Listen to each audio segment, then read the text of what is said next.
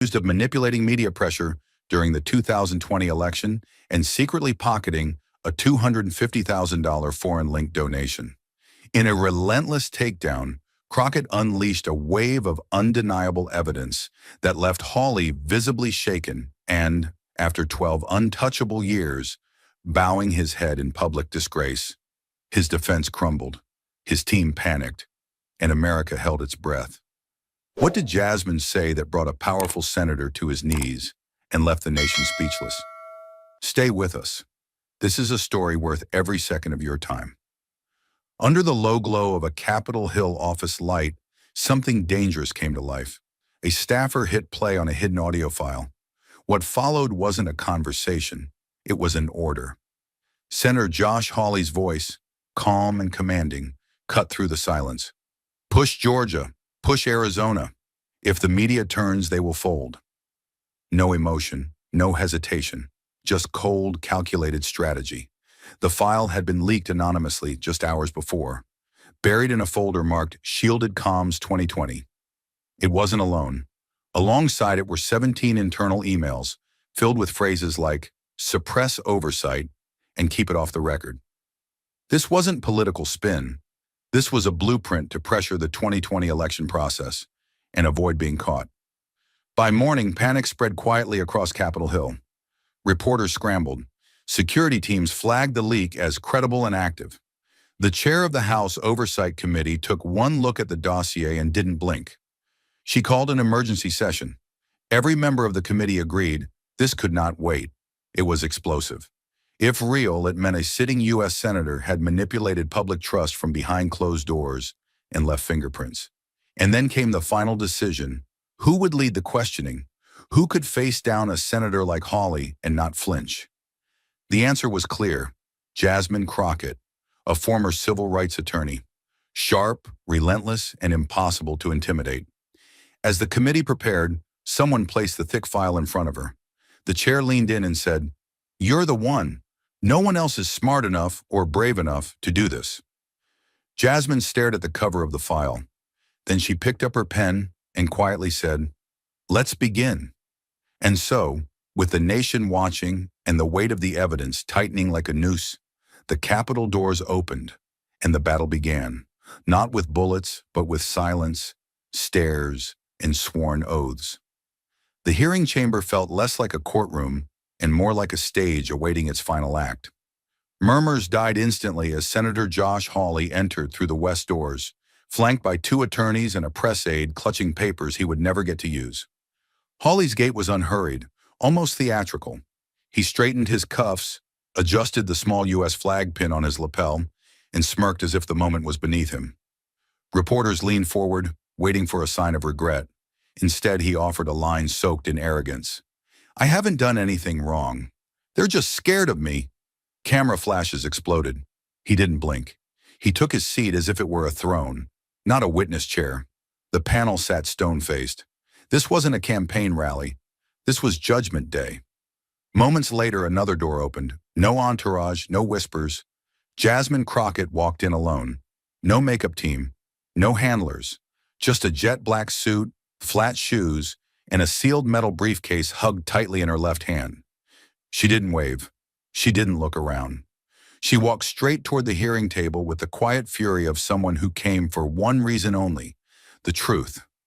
Her eyes locked on Hawley like a laser beam that didn't need volume to threaten.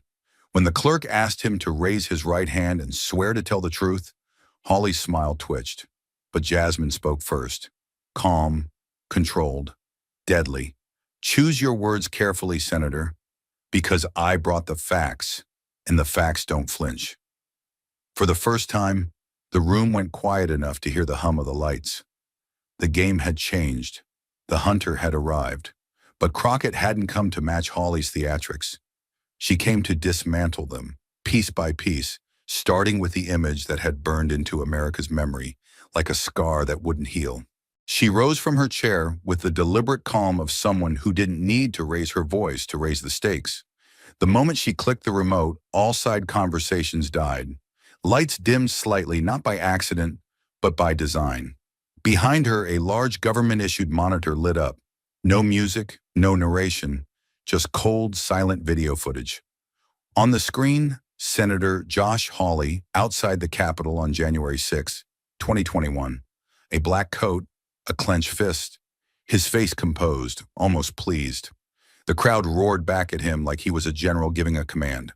Crockett let the silence stretch just enough to make it uncomfortable. Then she spoke, each word cutting clean. "Senator Hawley, this was you at 1:14 p.m. outside the East Gate. You raised your fist in what your office later called a gesture of solidarity. Solidarity with whom?" The question floated for only a second before Hawley leaned forward. His voice dipped in condescension. "I was encouraging peaceful protest. That's protected speech." His delivery was smooth, like he'd said it 100 times. But it was too smooth, too clean. And Jasmine Crockett was not here for rehearsed lines. Without a word, she pressed the remote again. The screen changed. What followed wasn't theory, it was evidence. Grainy surveillance footage pulled from a nearby private building's rooftop camera. The Capitol wasn't in the center of the frame, but the crowd was. More importantly, the crowd's reaction. A man in a camo jacket turned abruptly toward his group, pointed to the Capitol, and shouted, "He gave the signal! It's now!" Then came movement, urgent, focused. Crates that looked like toolboxes were opened. Zip ties, gloves, gas masks. The coordination wasn't chaotic. It was timed, as if they'd been waiting for something, or someone. Crockett stood still, letting the image speak for itself. Then slowly she turned back to the senator. Her voice dropped, but her clarity sharpened like a scalpel. "You didn't just wave, Senator," she said coldly. "You triggered a breach." A ripple ran through the room. Members of the committee shifted in their seats. Hawley blinked twice but said nothing. Crockett turned to the chair and then addressed the full panel, her voice unwavering. "We teach children that symbols have meaning. Are we to believe a sitting senator doesn't know that better than anyone?" There was no outburst, no applause, just an eerie silence.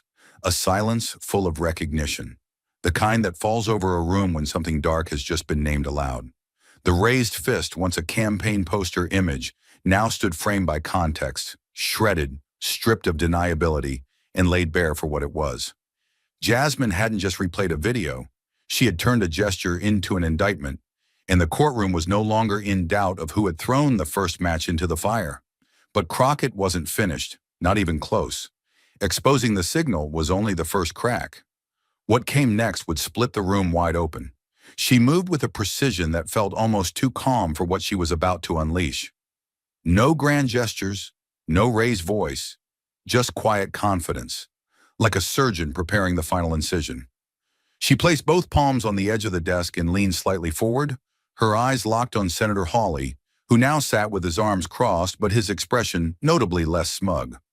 Then, without breaking eye contact, she reached for the black metal briefcase that had been beside her since the start of the hearing. Until now, it had sat untouched, almost forgotten. But everyone in the room had noticed it. It was too deliberate not to matter. With a slow, calculated motion, Crockett popped the latches.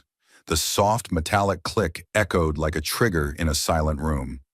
She pulled out a manila folder, clean, flat, unmarked. She held it for a second, then opened it and removed a single sheet. There was no seal, no dramatic heading, just plain white paper and black ink. But the content made it burn hotter than any classified file. Crockett stepped away from the desk and walked slowly to the center of the floor, holding the page like a teacher presenting a test result that couldn't be argued. She began calmly but firmly, her voice carrying a weight that no microphone could enhance.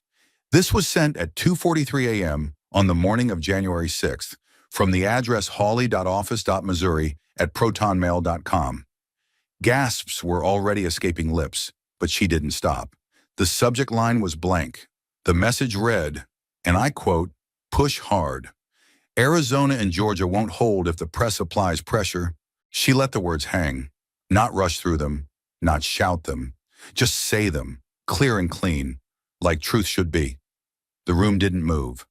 Members of the committee stared at her, blinking slowly as the weight of those sentences pressed down like a storm front.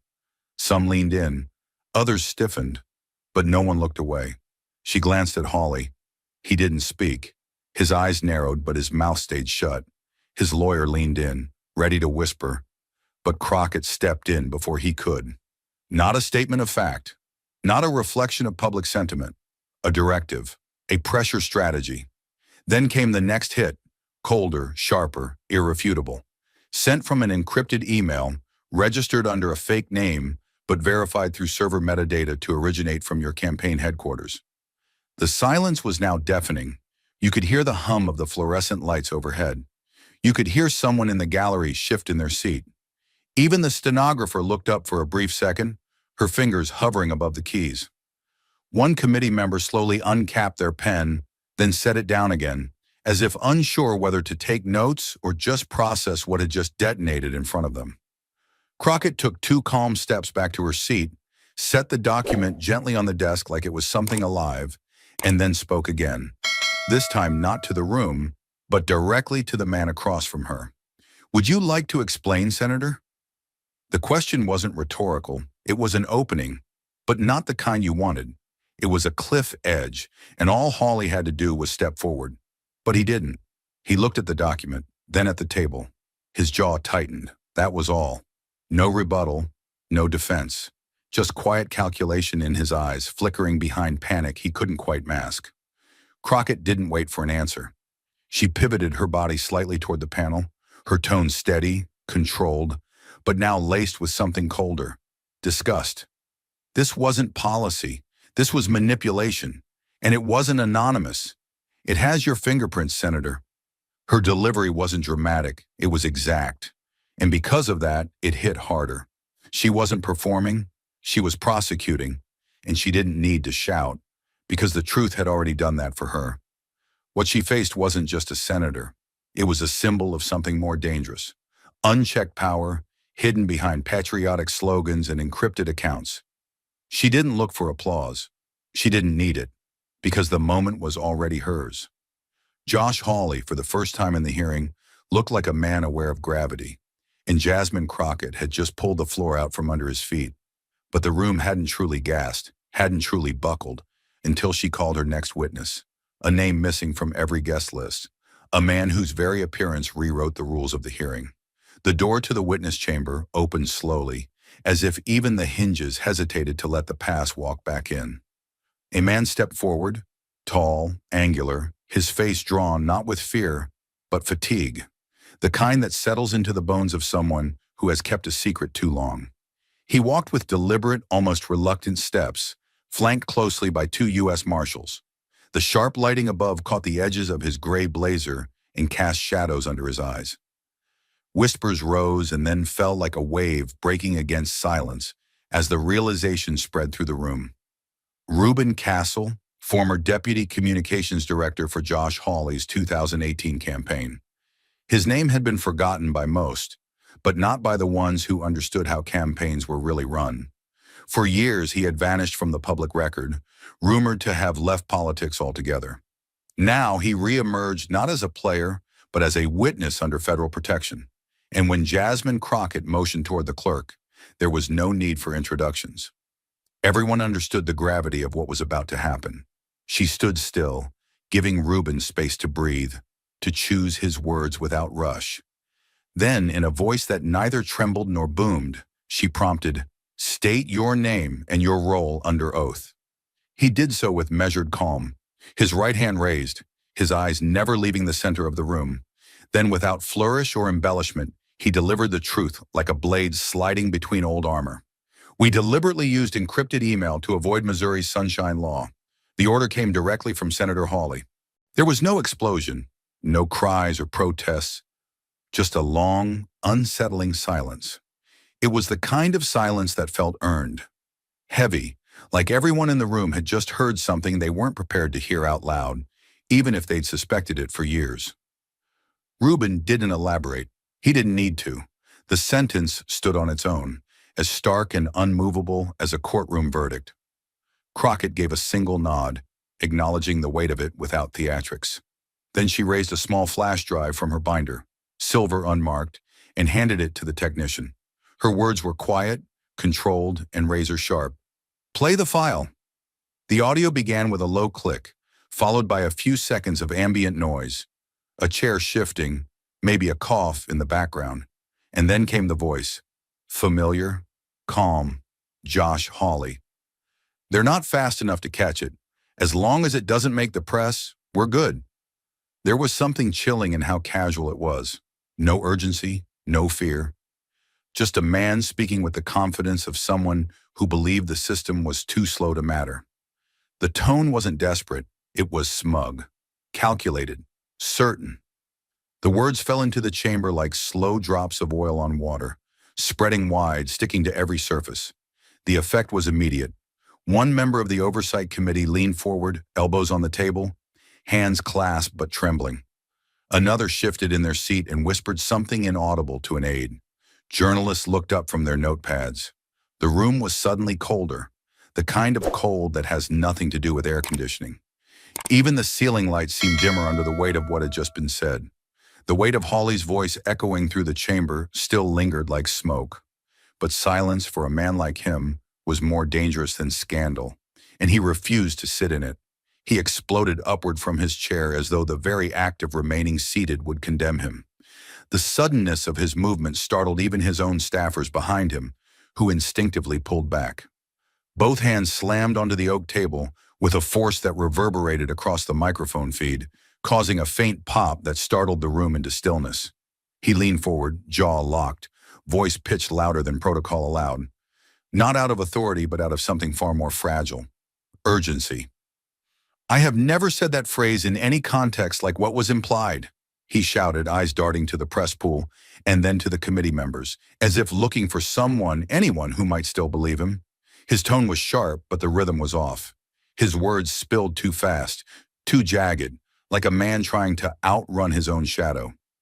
That recording could be edited, distorted, completely out of context, he barked again, the edge in his voice not persuasive, but panicked. Then came the pivot, the classic tactic, attack the messenger. That so-called witness was terminated for cause. He's a disgruntled staffer with a grudge and no credibility. The phrase hung in the air, but it didn't land the way he'd hoped. Instead of undercutting the accusation, it only drew attention to how personal this had become. He gestured angrily toward the USB drive still sitting beneath the monitors like a lit fuse.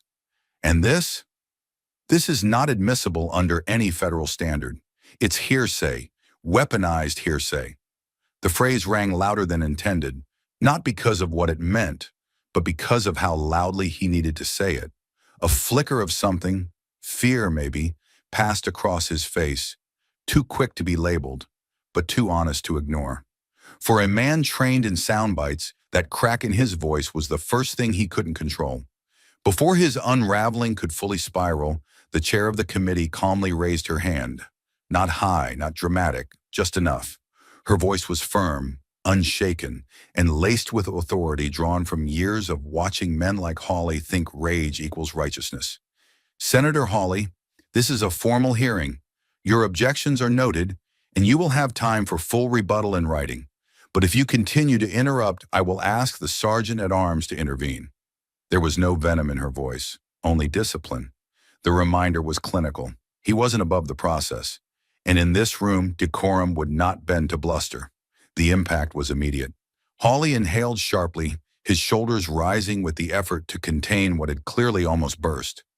He dropped back into his chair with a tension that couldn't be hidden. His suit, once immaculate, now looked too tight around the collar. His hands, clenched just moments ago, were now flat on the table, motionless. But the damage was done. Around the room, members scribbled faster. Aides whispered behind clipboards.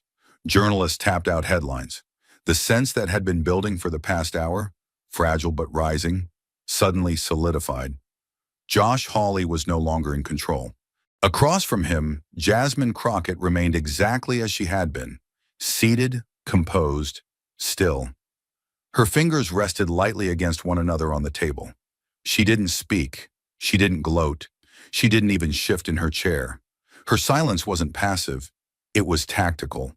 A silence that said, "You panicked." I didn't have to move. Her gaze, steady and unreadable, made clear what her lips never had to. That was only the beginning. I haven't even turned the page yet. But just as the dust from Hawley's outburst began to settle, Jasmine Crockett moved again, this time with the slow certainty of someone about to drop a truth so heavy the room might not recover. She didn't raise her voice. She didn't gesture for effect. She simply reached into a slim, zippered compartment at the base of her briefcase and pulled out what looked, at first, entirely ordinary, a single, time-worn envelope. It was yellowed at the edges, the paper brittle, folding lines creased deep like scars. The kind of document that had been touched too many times, yet never spoken of aloud. No government stamp, no lawyer's watermark, just handwriting, shaky and deliberate, in dark blue ink. Crockett turned it gently, holding it with both hands as if it were fragile, not just in paper, but in consequence. Then she spoke, quietly, but with the tone of someone who knew the weight of what she carried. This letter was written by Irene Lathrop, a lifelong administrative coordinator for the Missouri Republican Caucus. She passed away last fall from terminal cancer. The room stilled again. Crockett let the moment breathe. She wanted this read. She wrote it knowing she wouldn't live to testify. A single page, handwritten. Crockett held it up so the cameras could catch it. Then she began to read, her voice steady, crisp, each word carefully pronounced. Josh asked me to use my personal address, not the office one, said it was cleaner. He gave me a name, American Shield for Liberty, and a number, 250,000. I transferred it just like he told me. I didn't ask questions then. I should have. That money came from a passee tied to international contributors. I found that out later. I regret it every day. The last line hit like a whisper in a hurricane. Tell the truth. I won't be here to defend it. Crockett paused, letting the final sentence land. The silence that followed was not the silence of confusion, but of clarity, of consequence. A wave of unease spread across the chamber. Some looked down, others just stared at the letter like it had teeth. It didn't need shouting. It didn't need charts or exhibits or a damning headline. It was a confession written in dying ink. The kind of evidence that lives beyond politics, beyond denial. The kind that speaks louder because it comes from someone with nothing left to gain and everything to clear. And then came the twist. Crockett looked up, met the eyes of the committee chair, then turned the letter over for the cameras.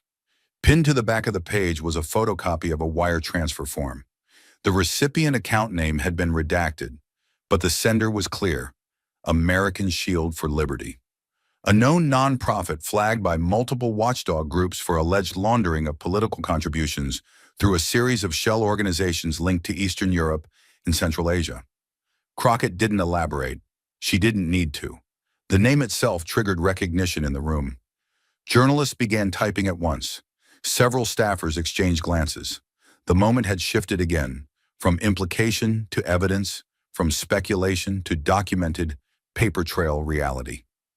Hawley remained motionless, but his silence was no longer controlled. It was calculated, a cold, frozen attempt to suppress the panic that had now reached his collar. His jaw clenched so tightly the muscles at his temple pulsed. He didn't deny it. He couldn't. Not yet. Not without knowing what else she had. Crockett stepped back from the microphone, her tone even quieter now, but somehow more cutting. This was never about one email, or one video, or one voice recording.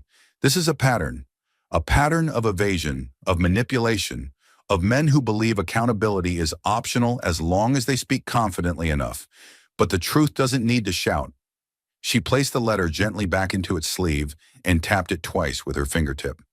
This woman, with nothing left but the truth, gave more to justice than half the people who walk these halls. The room didn't clap. No one moved, because applause would have cheapened what had just happened. It wasn't a performance. It was a reckoning, delivered not with fury, but with precision. In a single page, Crockett had turned morality into testimony, and testimony into undeniable proof. No theatrics, just facts, uncomfortably real and now fully public. From the far end of the dais, a voice whispered, "She brought the damn letter." Another murmured, "That's the nail." And everyone watching, whether in the room or across the country, knew exactly what that meant. Jasmine Crockett hadn't raised her voice. but she had just buried a defense 6 years in the making. But just as the final document burned its way into public memory, and Crockett's words still echoed in the dome above them, the senator's team made a desperate move. Not to defend his innocence, but to silence the broadcast. The tension in the room hadn't yet broken when the sound of a chair scraping sharply against marble sliced through the atmosphere like a blade. All eyes turned as Hawley's lead attorney stood abruptly, his expression tight with urgency, his grip on a legal folder so forceful the papers inside had begun to bend. He didn't approach the microphone with confidence. He lunged toward it with the tone of a man who knew the tide had turned against him and was trying to stop a flood with a single sheet of paper. "Madam Chair," he began, trying to steady his voice, though it carried the unmistakable edge of panic. "We submit a formal emergency request to immediately halt the live stream of these proceedings due to the sensitive and potentially defamatory nature of the materials being disclosed." Gasps didn't erupt. They froze. They stuck in throats and widened eyes. For a moment, time fractured. The gallery stilled, journalists stopped mid-typing, and across the top row, a house production technician paused with trembling fingers over the control board, waiting for orders that might never come. The attorney continued, pushing forward like a man sprinting through fog.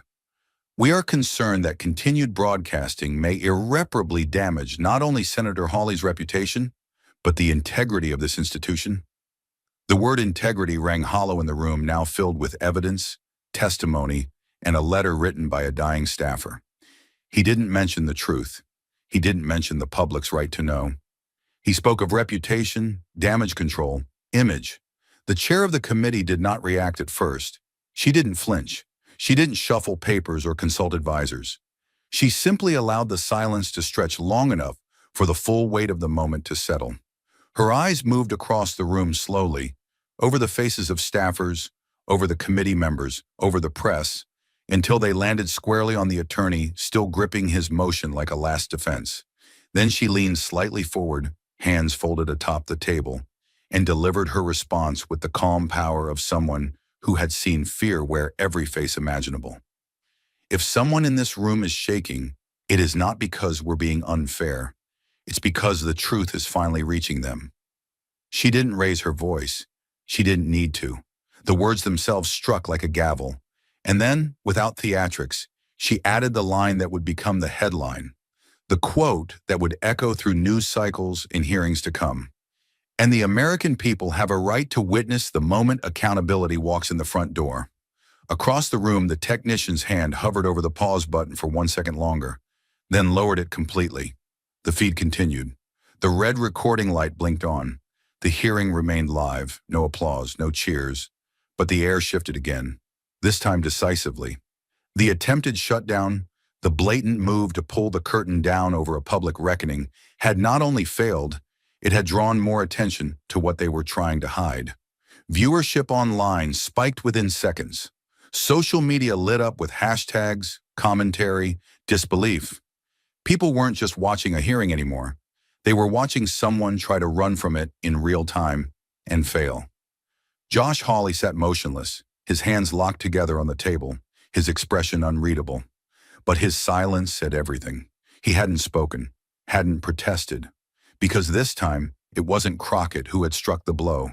It was the chair, the system, and the public eye refusing to look away.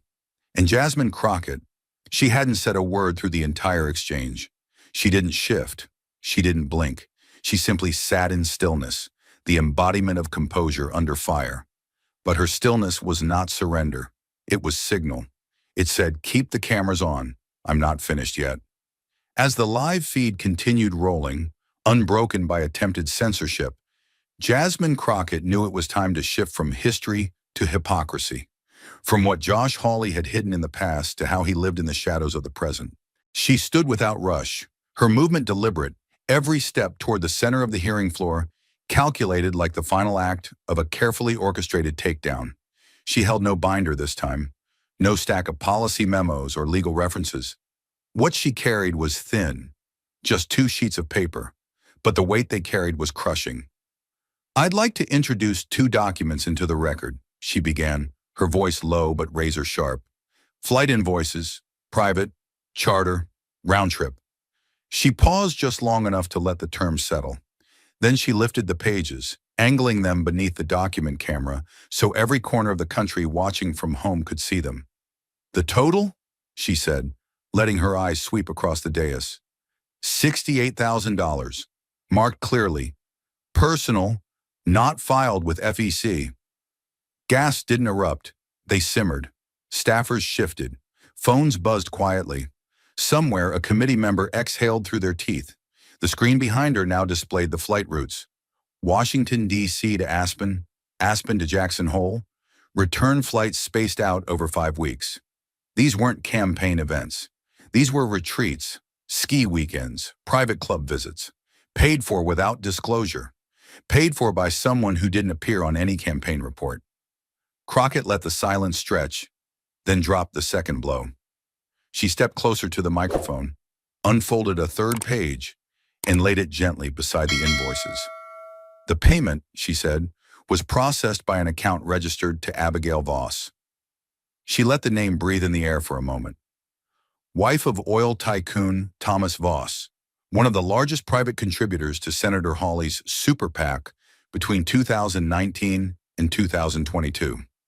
There was no need to explain who the Voss family was. Anyone who followed the money in American politics already knew. Thomas Voss wasn't just wealthy, he was an empire unto himself. A man with international oil investments, lobbying ties in Brussels, and a long history of shadow donations through cutouts and shell nonprofits. And now his wife had paid for 2 private jet charters for a senator who campaigned on blue-collar grit and Midwestern humility. A senator who railed against elites from the steps of the Capitol while flying thousands of feet above the very voters he told to tighten their belts. Crockett didn't raise her voice. She didn't need to. The fury came through her clarity. He talks about inflation, about sacrifice, about the people of Missouri making hard choices at the gas pump, the grocery store, the pharmacy, she said. Her words were slow, almost surgical. He tells them it's their patriotic duty to endure hard times, to be responsible. Then she leaned slightly forward, her expression locked, her voice still calm, but now ice cold. He flies like a billionaire and tells Missouri families to tighten their belts. So I'll ask you, who's the fraud here? The line hit like a bullet, not because it was loud, but because it was true. The gallery behind the cameras went still. The press pool erupted into silent motion, fingers flying across keyboards, phones snapping images of the screen, producers whispering into earpieces. Even members of the committee, long trained in hiding reactions, couldn't fully mask the shift in the air. One leaned back and whispered, "She just ended him." Another scribbled furiously, eyes wide. Hawley didn't move. He sat frozen in his chair, his hands folded tightly in front of him, lips pressed together in a line that had lost all its smugness. His eyes flicked from the documents on the screen to Crockett, then back to the floor. He said nothing, because there was nothing left to say. Crockett stood her ground a moment longer, then placed the invoices neatly in the official record folder and walked back to her seat without another word. She didn't gloat. She didn't glance around for approval. The moment wasn't about performance. It was about precision. It was about a woman who had walked into that room, not just to challenge power, but to prove that truth, when documented, was more devastating than any insult or slogan. And as she sat, expression unreadable, one thing was clear to everyone watching. This wasn't the climax. It was the calm before something even worse. The curtain hadn't fallen. It had just been torn open, and behind it stood a man with no more places left to hide. The documents had been entered into the record. The live stream still rolled without interruption, and every soul inside the chamber seemed to hold the same breath. Because the next motion wouldn't just end a hearing, it would draw a line between history and accountability. The chair's gavel remained motionless on the table as she straightened in her seat, eyes sweeping over the long, arched room, pausing briefly on each committee member before turning to the camera. Her voice was clear, steady, unflinching. The voice of a system choosing, for once, not to look away. "We now move to procedural vote," she announced. "Motion before the committee to transfer the full set of evidentiary material, digital, written and testimonial, collected in this hearing to the Department of Justice for consideration of formal criminal investigation under federal statute. The words, though bureaucratic in tone, carried the force of a thunderclap. There was no mistaking what was at stake. The language was federal, the implications irreversible. This wasn't censure. This wasn't political theater. This was referral for prosecution. The voting register, a worn leather ledger, was brought forward, and the roll call began. One by one, names echoed off marble walls. The first yes came quickly, firm and unapologetic. The second followed with more weight, like someone pushing a stone down a slope already steep. Then another, then another. Some said it briskly, others with measured cadence, but none wavered. Even those who had sat expressionless for hours now gave their votes with a clarity sharpened by the moment. When the first no finally came, it was unsurprising. A predictable ally, loyal to Hawley's block. But even then, it sounded more like a whisper trying to hold back a wave. It didn't. The vote continued. All eyes turned to the final few names. And then it landed. 11 in favor. 2 opposed. Motion passes. The numbers weren't shouted. They didn't need to be. They were spoken plainly by the clerk, but they landed like a verdict being read in a silent courtroom. The tally hit the room like a shift in gravity. Somewhere, a journalist muttered, "It's done," into a hot mic. A staffer lowered their head, hands covering their mouth, not in shock, but in stunned recognition that this was not procedural anymore. It was judicial. It was the beginning of something far more permanent than scandal. This was legal consequence finally reaching a man who had, for over a decade, moved with impunity. Across the table, Josh Hawley did not reach for his notes. He did not glance at his attorneys. He didn't even blink when the final number was read aloud. He just sat there, jaw clenched, shoulders square, fists pressed tightly into the edge of the table, as if to brace himself against something no one else could see. Then slowly, like a man buckling under something internal and unseen, he did something he had never done in his 12-year rise through political warfare, media spectacle, and party loyalty. He bowed his head, not in prayer, not in reflection, in defeat. It wasn't rehearsed, or it wasn't theatrical. It was a gesture that betrayed everything he had tried to project that day. Control, defiance, calculation. It was involuntary, the body reacting to truth when the mind runs out of excuses. His forehead dipped a few degrees, just enough to signal that something inside him had cracked. Just enough for the entire room to recognize that this wasn't about image anymore. This was about survival. The chair lifted the gavel and struck it once. No drama, just confirmation. Let the record show, the committee has voted in favor of immediate DOJ referral.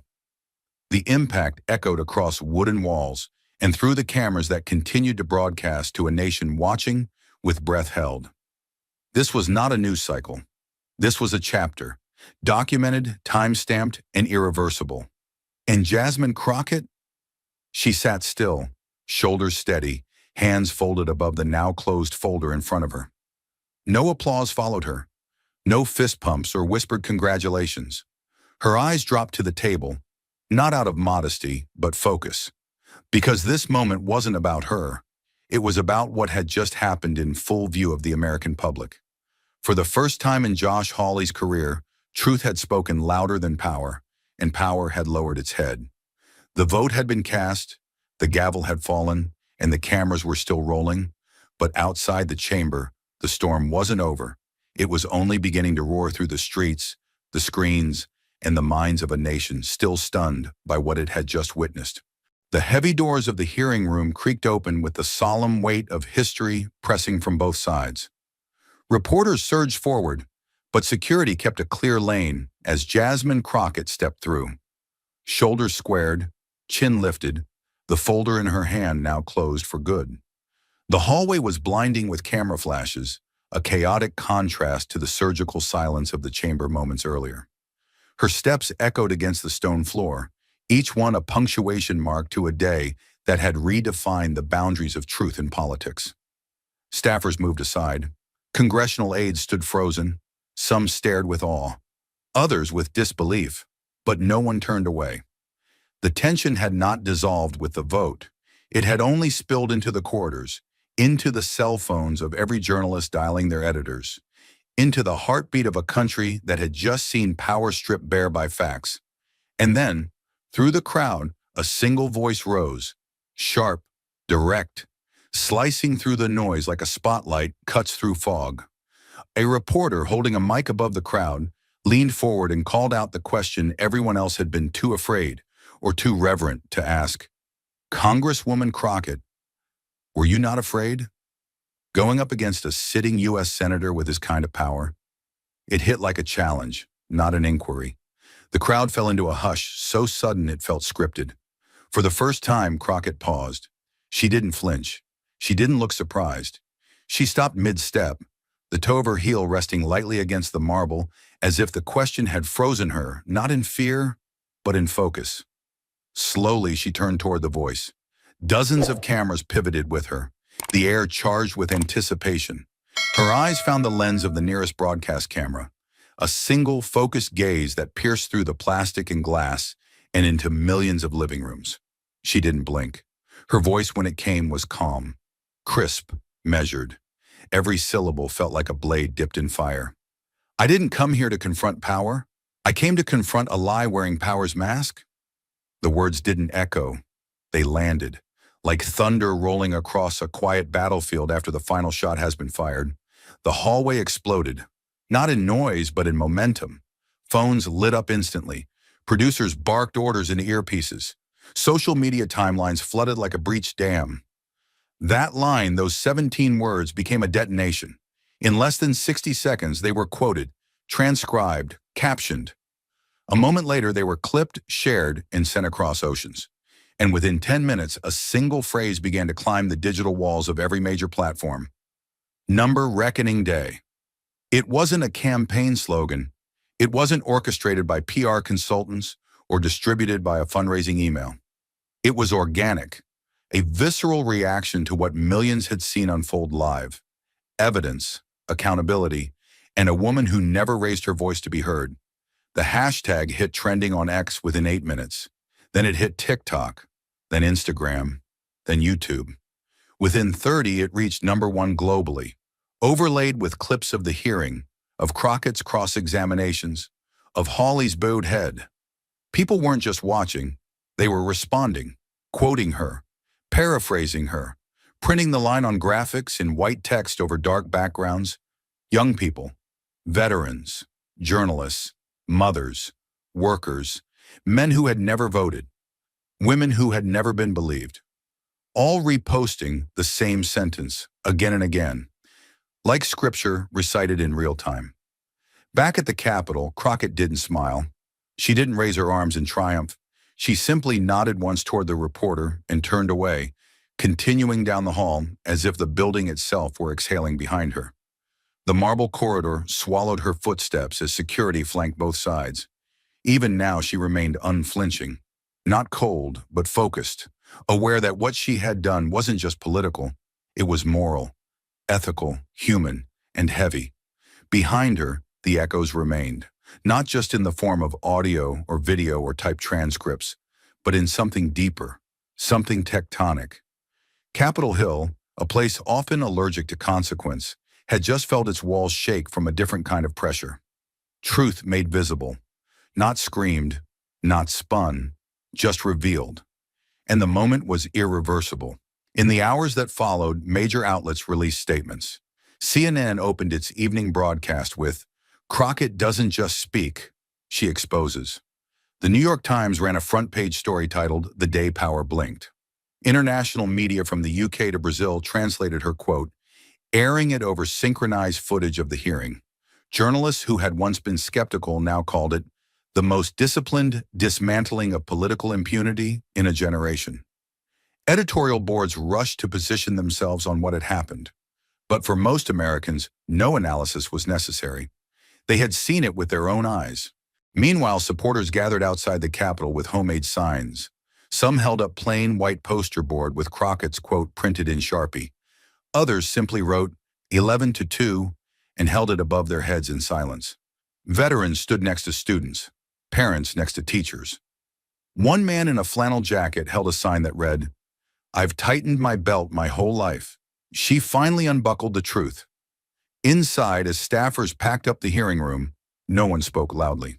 Hawley's legal team left quietly through a side entrance, flanked by security, avoiding press. His seat at the witness table remained empty, papers scattered, the nameplate still in place, untouched. It didn't matter anymore. That chair no longer held power. The spotlight had moved, permanently, and somewhere, behind the Capitol steps where Jasmine Crockett had just disappeared into a waiting black SUV, a young intern stared down at her phone, eyes wide, hands shaking slightly as she read the top trending headline aloud. She didn't confront power, she confronted a lie wearing power's mask. She whispered the words again, more slowly this time, and smiled, not because it was poetic, but because it was finally real. And America, fractured, weary, uncertain, stood still for just a second longer, held in the gravity of that reckoning. One that came not with noise but with proof, not with fury but with truth, delivered unflinching by the one who dared to stand alone. The doors to room 312 closed behind Jasmine Crockett with the finality of a slamming book. But the story inside those walls hadn't ended. It had detonated. And like all explosions of truth, it didn't stop at the point of impact. It rippled through corridors, through screens, through people. By the time she reached the far end of the Capitol steps, the shock wave was already moving faster than the speed of spin. Inside, staffers were still collecting scattered papers. Josh Hawley's legal team exited through a side door with their heads down, silence clinging to them like sweat. The chair's gavel had long since fallen, but the tremor of that final blow, "Motion passes, 11-2, still vibrated in the very air of Washington. It was the kind of sound that didn't stay confined to stone and oak. It leaked through metal, fiber optic cables, and fingertips tapping out headlines in crowded newsrooms. And by the time the sun dipped behind the Capitol dome, the echo had already reached every corner of the nation. In St. Louis, an auto mechanic who never finished high school rewound a clip on his cracked phone 3 times just to hear her voice say it again. "I didn't come to confront power. I came to confront a lie wearing power's mask." He nodded once and whispered, "Damn right," to no one. In a quiet diner in Amarillo, Texas, the evening shift waitress turned up the volume on the tiny wall-mounted TV. By the time Crockett's words played, forks were laid down. A trucker leaned back, arms crossed, watching like he was witnessing something more than a hearing, something righteous, something overdue. In Atlanta, a community college professor scrapped her entire syllabus for the next day. Instead of reading about political theory, her students would be watching Jasmine Crockett cross-examine power in real time. She told them, "You're not just watching a politician, you're watching a standard being set." People weren't just reacting, they were internalizing. Newsrooms exploded into chaos not because they didn't have the facts, but because they weren't prepared for what it felt like when a hearing actually changed something. The control rooms weren't designed to capture moral clarity. Producers scrambled to replace standard commentary with raw clips. One CNN executive shouted, "Cut the analysts. Just run the footage again." MSNBC rolled unedited coverage through the top of the hour. No graphics, no music, just Crockett's voice laid bare against Hawley's silence. In Chicago, a veteran columnist published a one-line article. For the first time in years, Congress didn't just ask the right questions, it waited for the answers.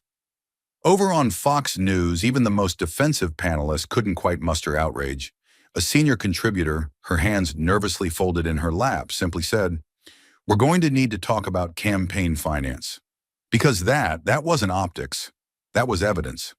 By 8 p.m., January Reckoning Day wasn't just trending. It was #1 in the world. But this wasn't another TikTok wave or hashtag campaign driven by influencers. This wasn't aesthetic. This was visceral. People didn't share the clips because they were popular. They shared them like oxygen. Like truth finally had a voice that didn't stutter, didn't apologize, and didn't tremble under pressure. In Baltimore, a middle schooler drew Jasmine Crockett's silhouette in Sharpie on the back of his notebook with the words, "Truth doesn't flinch." His teacher asked if it was for a civics project. He said no. "It's for my mom. She said we've waited our whole lives to hear someone talk like that." In Sacramento, a retired Navy vet who'd voted Republican for 40 years told his daughter, "I don't know what she is. Democrat? Independent? Don't care." She didn't blink. That's leadership. Even in places where her name had barely been known the week before, small towns in Nebraska, desert outposts in Arizona, rural diners in Mississippi, people weren't debating party. They were redefining the word representation. And while the nation erupted in recognition, Jasmine remained silent. No interviews, no tweets, no celebrations. She didn't post a selfie. She didn't retweet the quote because she understood something America was just beginning to learn. Truth doesn't need a victory lap. It only needs to land. And land it had. Not softly, not quietly, but with the full force of every lie that had gone unchallenged for far too long. By midnight, clips from the hearing had been translated into 17 languages. In Spain, Crockett's statement ran as a headline above a photo of Hawley's bowed head. In South Africa, a radio station aired the full 7-minute segment where she presented the tax-free flight invoices.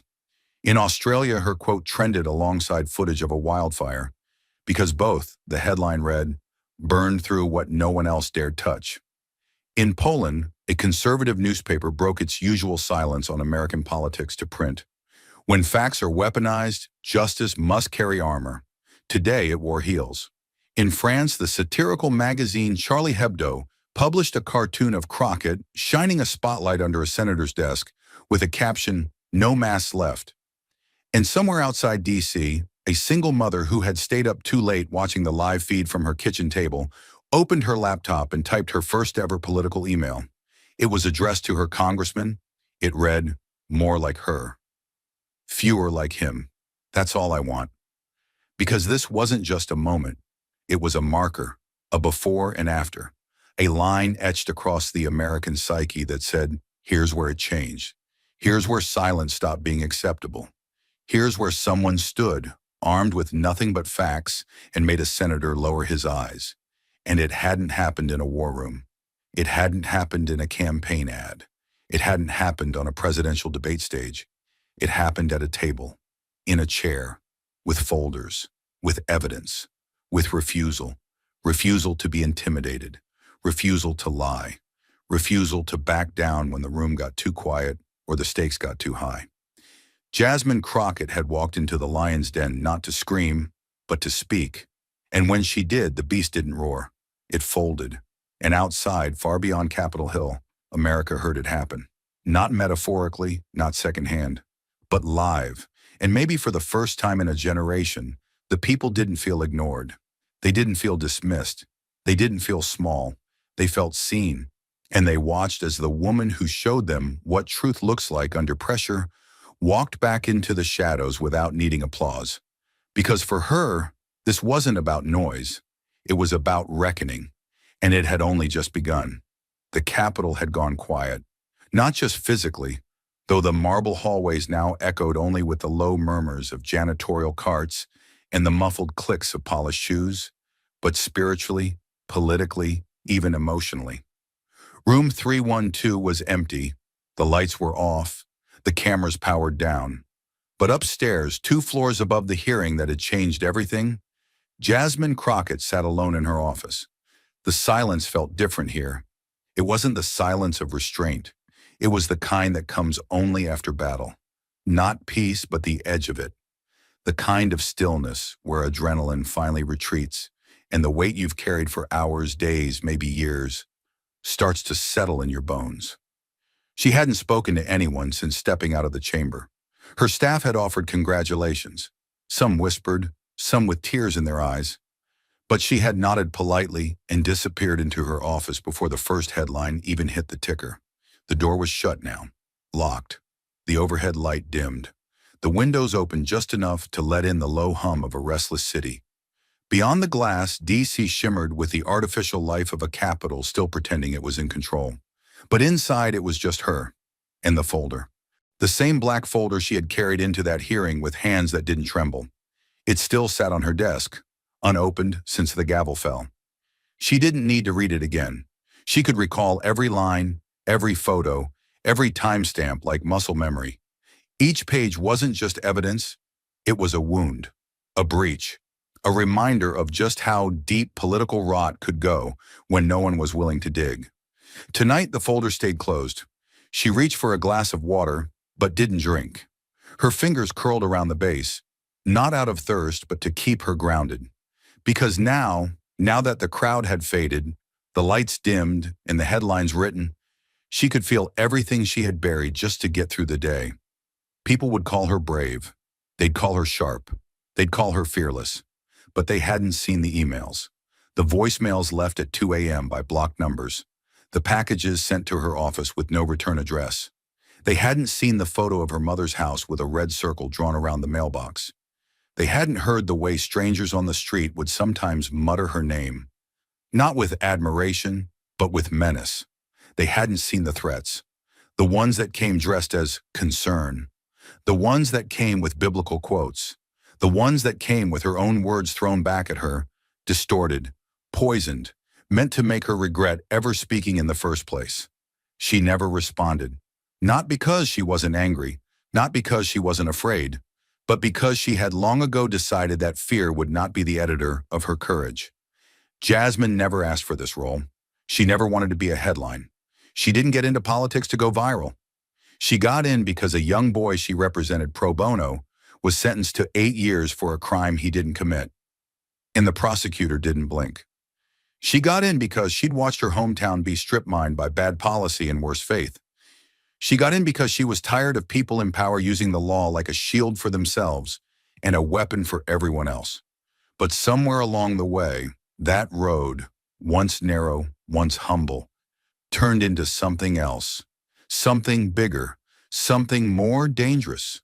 And tonight, as she sat alone in the flickering half-light of her office, she could finally admit the truth. She had never chosen this road. Not the one with TV cameras.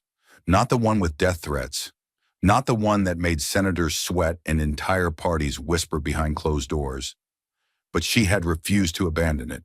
Because that road, worn, bloody, unforgiving, was the only one that led forward. She turned slightly in her chair, facing the window. The lights of the Capitol dome glowed in the distance, as pristine and hollow as ever. Below it, policies were drafted, speeches rehearsed. Image consultants earned six-figure salaries, smoothing over the grotesque with patriotic language. But upstairs, alone, exhausted, and still, the truth had chosen to stay up late. A knock came at the door. Light, tentative. She didn't answer at first. Another knock. Then a voice. "Ma'am, it's just me. I brought you dinner. I figured you wouldn't eat otherwise." It was her scheduler. 24 years old, graduate student, first job in government. She always brought Jasmine food when the hearings ran long. Never fancy. Tonight it was just soup in a plastic container and a bottle of ginger ale. Jasmine opened the door slowly and took the bag. "Thank you," she said, her voice hoarse, unused. The young woman hesitated, then asked, "Are you okay?"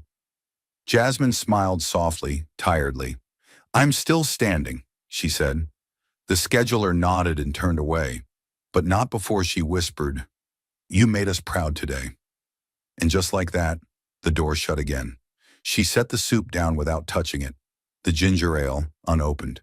Instead, she picked up a legal pad from her desk, the one with a single line she had written weeks ago, in ink now faded. What if the truth costs everything? Tonight, she flipped the page and wrote beneath it, "Then we pay, and we don't ask for change." The city hummed, sirens in the distance, a plane overhead. But Jasmine sat in the quiet of someone who had earned that silence, not by retreating from fire, but by walking through it. She didn't check the polls. She didn't read the trending tab. She didn't turn on the news, because she knew what they'd say. They'd say she crushed a senator. They'd say she destroyed a career. They'd say she made history, but none of them had seen the real moment. The one with no cameras, no hashtags, the one happening now. A woman sitting alone, in a room still warm from battle, knowing she would do it again, and again, and again. Not because she was fearless, but because she was needed. And because some truths are worth more than comfort, more than career, more than safety. They are worth the cost of standing alone, so others no longer have to. As the city exhaled, and Jasmine sat in the stillness she'd earned, one truth lingered beyond the evidence: the votes and the viral headlines. A truth not about Josh Hawley or congressional hearings, but about what we allow, what we endure, and what we choose to rise against. As the echoes of Reckoning Day faded from the headlines and Jasmine Crockett sat alone in the silence she'd earned, the real question wasn't what had happened, but what it meant. There's a reason power disguises itself. It knows the truth is too heavy for most to carry. It wears flags, faith, titles. It speaks in polished sound bites and surrounds itself with handlers and headlines. And yet in that courtroom, Jasmine Crockett stripped all that away. Not with noise, not with fury, but with precision, evidence, stillness. In a country where volume so often substitutes for virtue, she reminded America that the loudest person in the room isn't always the bravest. Sometimes it's the one willing to sit with the truth and make others do the same. But the deeper lesson wasn't about Josh Hawley. It was about the silence that came before his fall. The warning signs ignored, the whistleblowers discredited, the well-meaning colleagues who whispered their concerns but did nothing. Jasmine didn't face a scandal. She faced a machine, one that had been running for decades, one that survives not just on greed or arrogance, but on apathy. And still, she didn't flinch. She stood where others wouldn't. She asked the questions no one else dared, and she faced the backlash with the kind of quiet resolve that doesn't make headlines, but breaks chains. The injustice wasn't that Hawley got away with so much. It was that she had to stand alone to stop him. That speaks louder than any gavel. Why did it take one woman with no billion-dollar network, no legacy name, no institutional shield, to do what an entire system failed to do? That's the question we have to carry, not because it flatters her, but because it indicts us. How many others saw what she saw and stayed quiet? How many knew and chose safety over courage? Jasmine Crockett didn't become a hero because she wanted to. She became one because no one else stepped forward, and that's the cost of truth in our time. It often walks alone. But the story doesn't end with her victory. The real test is what comes next, because the most dangerous thing we can do is treat this moment like a spectacle. Clap, share, quote, and move on. Change doesn't come from admiration. It comes from alignment, from choosing again and again to stand beside the people holding the flashlight, not just when it's easy, but when it's dangerous, when it's thankless, when it's quiet. Jasmine didn't wait for the room to applaud. She walked in when the lights were off and lit the fire herself. The human lesson is simple, but fierce. Truth still matters. But it will not walk into the room on its own. It needs people, flawed, exhausted, uninvited, who are willing to carry it. People who will risk being disliked, misunderstood, alone. Jasmine did that, and because of her, we saw what happens when someone refuses to let lies speak unchallenged. So now the burden shifts. The mirror turns. Will we protect truth only when it's trending? Will we stand with justice only when it's convenient? Or will we remember what it felt like to watch someone tear the mask off power and say, this time the lie doesn't win? Because Jasmine Crockett didn't just reveal corruption. She reminded us what courage looks like in real time. And now, it's our turn. Thank you for watching until this moment and for standing with us on this journey for justice. Your support means everything. Like subscribe and turn on notifications so you never miss what's next. And we'd love to hear your thoughts. Leave a comment below and let us know what moved you most in this story. Together, our voices make a difference. It all began with a bombshell allegation. Jasmine Crockett, accused of interfering with the federal judiciary and suspended for 5 years. But when she came face to face with Supreme Court Justice Brett Kavanaugh, she overturned the entire hearing with a single question and a $2.7 million secret buried deep beneath the system. Within 24 hours, his authority was stripped, his reputation destroyed. The system froze. What did Jasmine say that brought a Supreme Court justice to his knees? Stay with us. This is a story worth every second of your time. The wind over Washington, D.C. that morning was sharp enough to cut steel. At exactly 6:13 a.m., Jasmine Crockett's phone buzzed with a message that felt less like due process and more like a warning shot. You are hereby summoned to appear before the D.C. Federal Court of Appeals at 9 a.m. No explanation. No counsel notified. No precedent cited. Just raw urgency, cloaked in cold legality. The official charge? A vague accusation. Abuse of influence to interfere with federal judicial proceedings. But no one paying attention believed that was the real reason. Just 3 days earlier, Jasmine had stood in a Senate oversight hearing and delivered a blistering critique of the federal judiciary, accusing it of insulating itself from accountability, while average citizens bore the weight of its decisions. She hadn't named a single judge. She hadn't needed to. Her words had landed like a precision strike, and now the system was retaliating in the most public way possible. Inside the towering gray walls of the courthouse, the air turned even colder, not by thermostat, but by tension.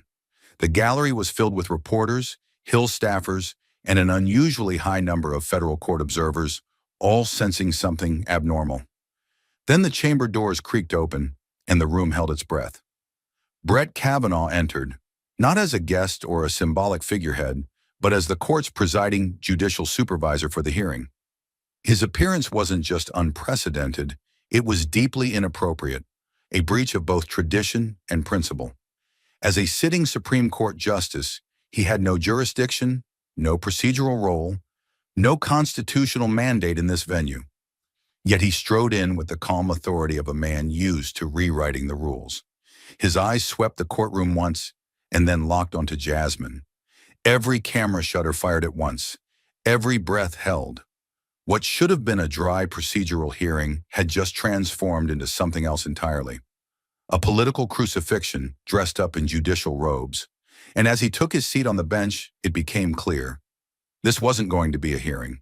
It was going to be an execution with robes. The gavel hadn't even struck before the attack began. Jasmine's counsel, an experienced constitutional attorney with 2 decades in federal litigation, rose to speak, but got no further than his name. Brett Kavanaugh lifted one hand and cut him off mid-breath, his tone razor-sharp and dismissive. "We don't need rehearsed defenses here," he said, the words snapping through the courtroom like a whip. It wasn't a legal objection. It was a silencing, and it was deliberate. The cameras caught it, so did the legal observers. Then came the pivot, surgical, calculated. Kavanaugh turned his head slowly, locking his eyes on Jasmine, not as a judge to a citizen, but as a man staring down a challenge to his authority. "You," he said, flat, almost amused at the audacity of her silence.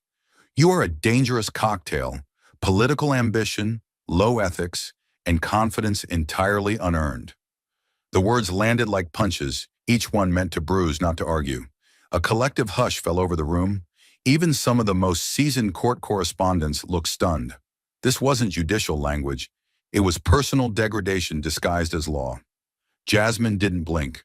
Her back stayed straight, her breathing calm, but in her eyes the cold fury of someone who had heard these kinds of attacks before, from men who feared not her mistakes, but her refusal to stay in her place.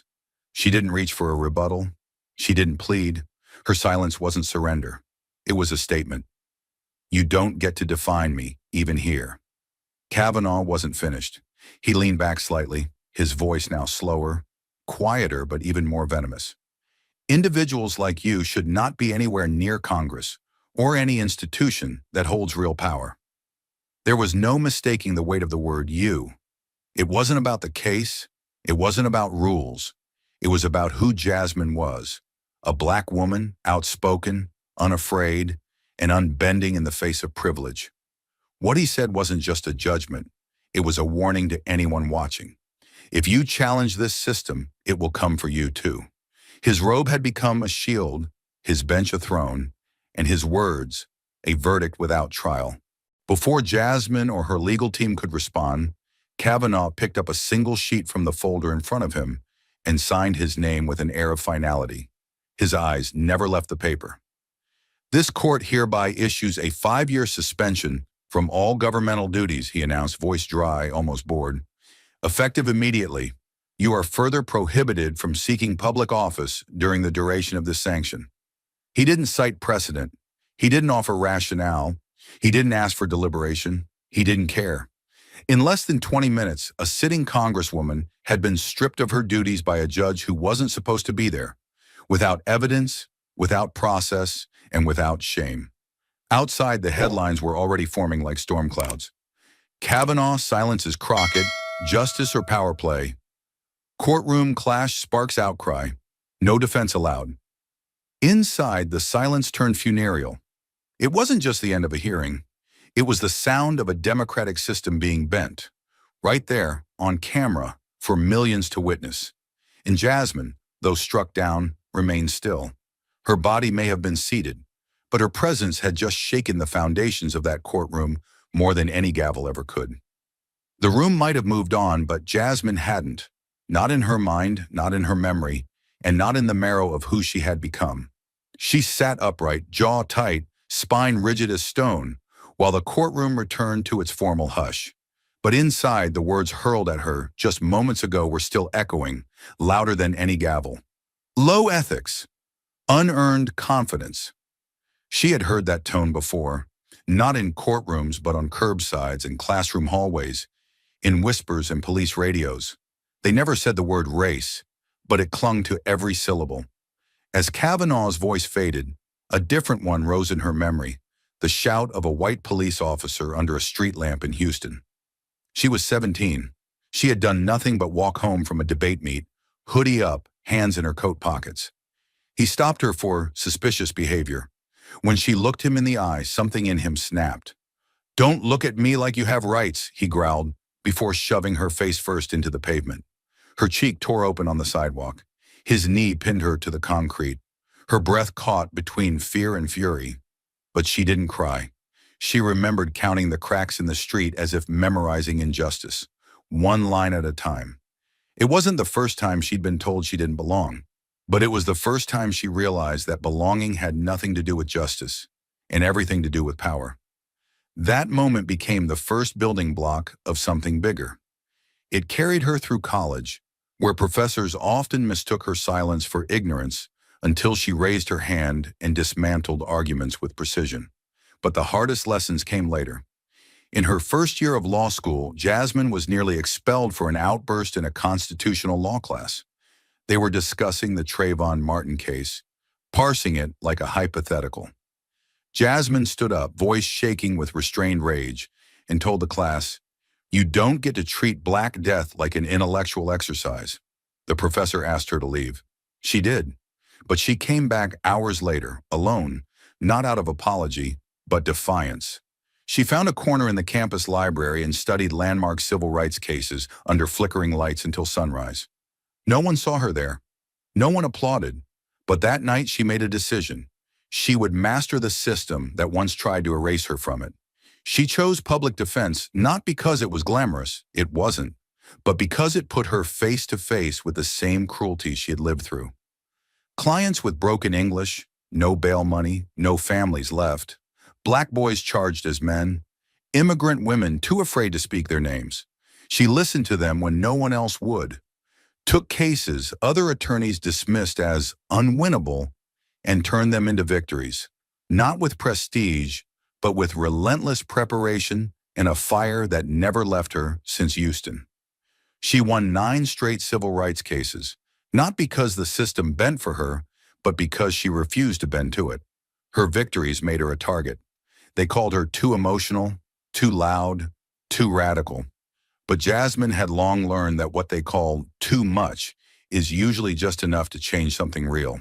And now here she was, not in front of a jury, not behind a desk, but in a courtroom rigged against her, being judged by a man who'd never been held accountable for his own past. A man whose confirmation hearings had silenced women who dared to speak. A man whose robe now masked the bruises left behind by unchecked power. Jasmine said nothing. She didn't lower her gaze. She let the silence do what words couldn't. Because deep within her, something far stronger than shame was rising. If I don't stand now, how many more voices will be buried before they even speak? And just as the courtroom doors closed behind her, the system that had humiliated her in public made a critical mistake. It forgot that silence doesn't mean surrender. Jasmine moved like a shadow through the courthouse corridor, the weight of injustice still coiled around her chest. Behind her, the courtroom still echoed with verdicts dressed as vengeance. Ahead, a gauntlet of cameras and murmurs waited, hungry for a quote, a collapse, anything to confirm the image of defeat. But before she could descend the marble stairs, a voice, not spoken but felt, interrupted the script. From the far edge of the hallway, half hidden in the recessed shadows beneath a bronze statue of justice, stood Senator Allen Rivers. He didn't raise his hand or call her name. He simply stepped forward, eyes heavy with something Jasmine hadn't seen in that courtroom. Knowledge sharpened by years of betrayal.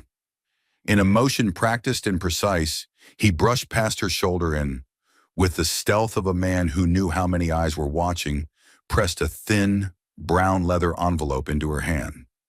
It felt heavier than it looked, like it held not just documents, but the weight of consequences. Then he turned without a word, disappearing into a private elevator before anyone could register the exchange. Jasmine didn't speak. She didn't pause. She just kept walking. Out of the courthouse, through the chaos and into the armored silence of her waiting car. Only once the doors closed behind her, muting the outside world, did she open the envelope. The contents hit like a second trial, this time without a judge. Neatly folded pages, some faded with age, others crisp with urgency, lay inside. At the top of the first, an official DOJ letterhead and a stamp, confidential, internal, review only. Her fingers trembled slightly as she scanned the content. It was a breakdown of undeclared luxury gifts, private charter flights, off-the-record meetings, all directly tied to Justice Brett Kavanaugh. There were itemized logs from international resorts, hospitality receipts under false billing names, and handwritten annotations tracing them back to a network of political lobbyists operating through tax-exempt entities. Jasmine read in silence, each sentence peeling back another layer of the man who had just sentenced her with such disdain. She turned the page and froze. A wire transfer record stared back at her. $2.7 million, dated September 2016, routed through a Delaware-based nonprofit. Destination: a law firm specializing in confidential settlements. The memo line read only, "Special Circumstance Resolution." The corresponding internal memo noted the purpose plainly: a sexual misconduct claim settled out of court, sealed by NDA, with direct knowledge of the nominee's legal team during the vetting process. The woman's name was redacted, but the timeline was unmistakable. This wasn't a rumor. This wasn't hearsay. This was a concealed truth, buried in silence and privilege, packaged for convenience and scrubbed from every public confirmation transcript. Further down the file were emails, dates, names, and locations, linking Kavanaugh to political donors and lobbyists, including a private retreat just 2 weeks before he ruled favorably on a billion-dollar lawsuit involving one of their firms. A wire transfer breakdown. $2.7 million routed through a nonprofit based in Delaware, used to settle a sexual misconduct claim from 2016, a claim that never reached public record. Another sheet listed undisclosed meetings with political operatives at a Colorado lodge just weeks before Kavanaugh ruled in favor of a corporation tied to their PAC. The documentation was airtight. There was no ambiguity, no guesswork. This wasn't speculation, it was evidence. Jasmine leaned back slowly, the leather envelope still open in her lap like a box of dynamite waiting for a spark. Her heart pounded, not with fear but clarity. What had started as a political ambush against her had just become something far more dangerous, an open path into the corrupted core of a system draped in robes and ritual, yet rotten beneath. For the first time that day, she smiled, barely, bitterly, because now she understood. This wasn't about clearing her name anymore. This was about exposing the truth behind the robe. By the time Jasmine re-entered the courtroom, she was no longer the defendant. They just didn't know it yet. The walls felt closer this time, as though the very architecture had turned against her, cold, unspeaking, and complicit. From the gallery, eyes bore into her back like blades, not from curiosity but from expectation. Everyone was waiting to see how a woman publicly humiliated would carry herself in front of the man who tried to bury her. Kavanaugh remained perched on the bench like stone, his expression unreadable, but his fingers fidgeted against the armrest, a subtle betrayal of discomfort. Jasmine's heels clicked across the polished floor, echoing like a countdown. She didn't hesitate, didn't falter. She rose from her chair with the stillness of someone who'd already walked through the fire. The room didn't know that the woman standing now was no longer pleading for fairness. She was holding evidence of its absence. She spoke calmly, deliberately. "Your Honor," she said, voice strong but composed, "I request a final statement, for the record, to defend my name and my integrity." The silence that followed wasn't passive. It was taut, electric. Some reporters lifted their pens. Others stopped typing. The moment sat in the air like a loaded chamber. Kavanaugh didn't immediately respond.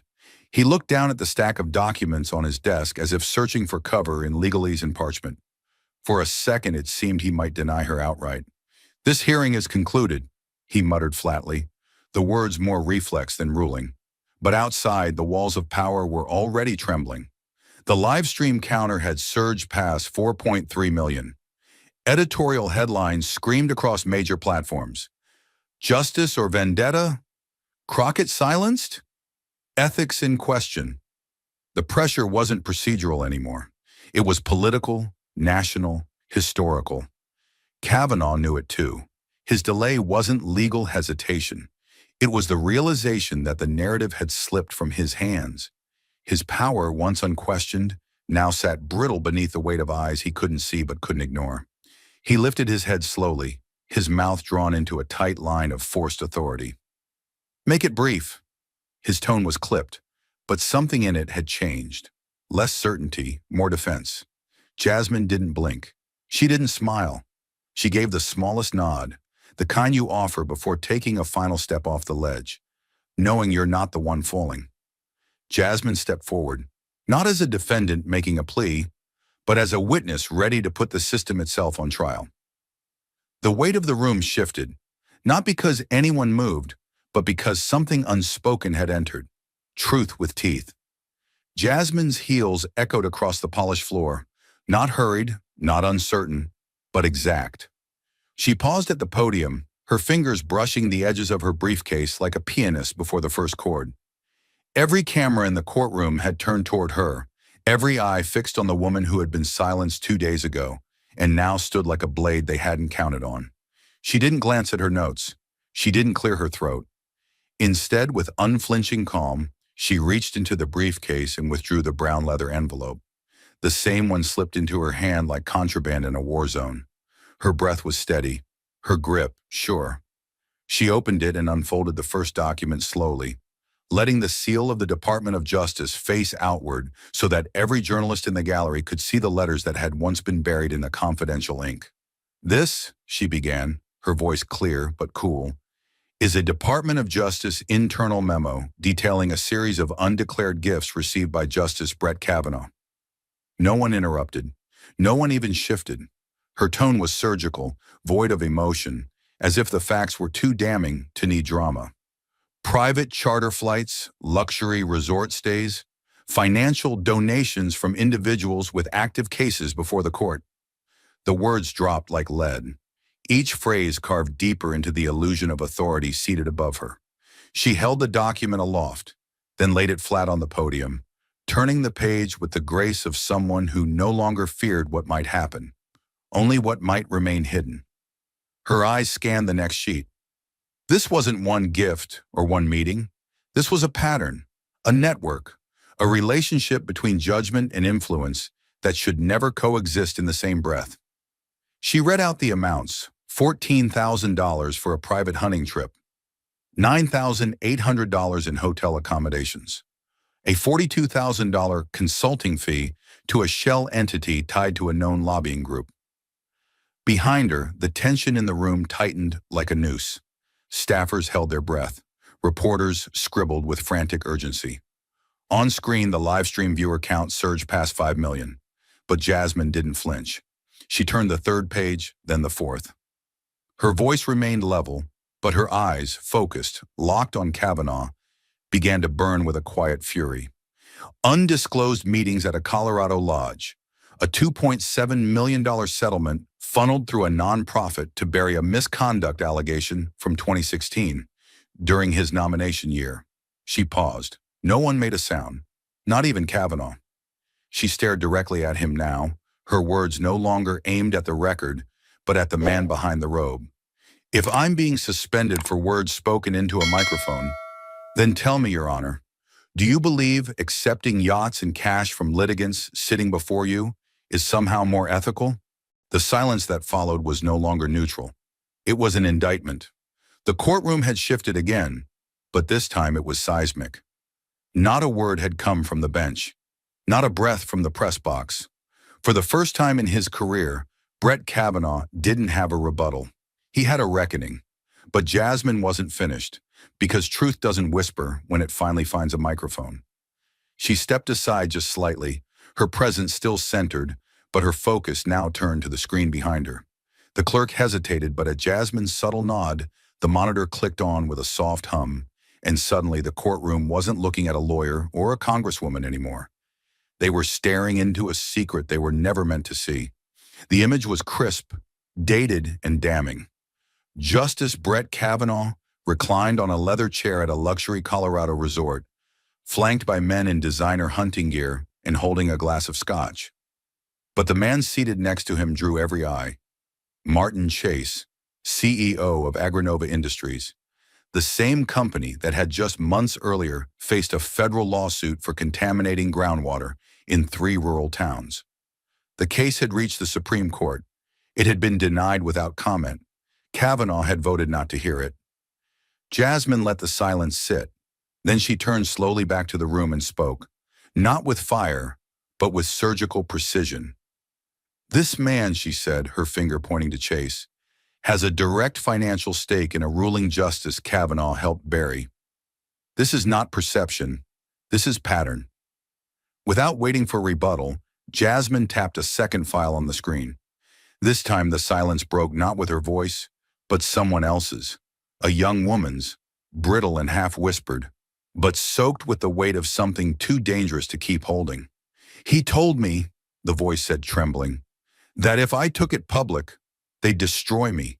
He said I'd lose my job, my reputation, that I didn't understand the forces I was playing with. The audio was low quality, but its message was crystal. He said it wouldn't be the judge who ruined me. It'd be the people around him, the ones who protect him. Jasmine didn't interrupt. She didn't explain. She let the voice speak, her own silence making space for someone who had once been denied it. Then she said, measured and unwavering, that voice belongs to a former legal intern assigned to the Federal Vetting Committee in 2016. She filed a preliminary complaint that was never reviewed. Within weeks, she was removed from her position and blacklisted from 2 major DC law firms. The courtroom held still, not out of respect, but paralysis. When the recording ended, the final line echoed like a wound being reopened. I didn't stop because I was wrong. I stopped because I was warned. When the final words of the recording faded, they left behind something heavier than silence. They left consequence. No one moved. No one dared. The words of the young woman still echoed, not in sound, but in weight. I didn't stop because I was wrong. I stopped because I was warned. They clung to the courtroom walls like smoke after a detonation. It wasn't just evidence anymore. It was exposure. The kind that doesn't go away with rebuttals or denials. The kind that settles into the bloodstream of a nation. And then without a word or signal, the senior Department of Justice official, who had been seated quietly at the far left bench, rose to his feet. He didn't adjust his tie. He didn't clear his throat. He simply closed his folder, tucked it under one arm, and walked out with quiet finality. It wasn't dramatic, but it felt historic, like someone stepping away from a table moments before it collapsed. He never looked toward the bench, but he didn't need to. His exit said everything. This no longer belongs to the courtroom. This now belongs to the law. Inside, the courtroom held its breath. The news cameras refocused. Jasmine remained still, but the lens had already shifted from her to him. Justice Brett Kavanaugh sat in total stillness, as if motion itself had become dangerous. His fingers clutched the arms of his chair so tightly his knuckles had turned pale. Like the blood beneath them knew the gravity of what had just occurred. His eyes were locked forward, but unfocused, as if he could no longer see the room, only the reckoning rising around him. The robe that once gave him dominion now looked heavy, almost ill-fitting, like a costume worn too long. The illusion of invulnerability, of a man untouched by consequence, had been cracked in front of a live audience of millions. And the silence that followed wasn't respect, it was realization. Everyone in that chamber, from junior clerks to senior press correspondents, could feel it pressing down like a shifting ceiling. The bench was no longer a shield, the robe was no longer a wall, and the man behind both was now exposed. No gavel came down, no voice called order, no motion to recess was offered, because for the first time in his career, Brett Kavanaugh couldn't control what came next. His authority, once absolute in rooms like this, had become radioactive, something even his colleagues might soon refuse to touch. He didn't speak. He couldn't. There was nothing left to say, nothing that wouldn't be a whisper against the roar of what had just been made visible. And though Jasmine hadn't moved since the DOJ official left, her presence had grown, not in volume, but in truth. She wasn't rising. The room was sinking into something it had long avoided, accountability. And still, no one spoke. But the silence had changed. It was no longer fear. It was the kind of stillness that follows a verdict. From somewhere outside the room, a buzz stirred, first in the gallery, then in the row of reporters, and finally in the sharp rustle of a clerk's earpiece snapping to life. Jasmine didn't move. Kavanaugh didn't blink. But the wave was coming. The Department of Justice, watching everything in real time, had seen enough. Within minutes, it became official. A senior DOJ spokesperson, standing before a bank of microphones just steps from the courthouse, declared the suspension of Justice Brett Kavanaugh's special supervisory role in all pending judicial proceedings, effective immediately. The announcement was delivered calmly, without flourish.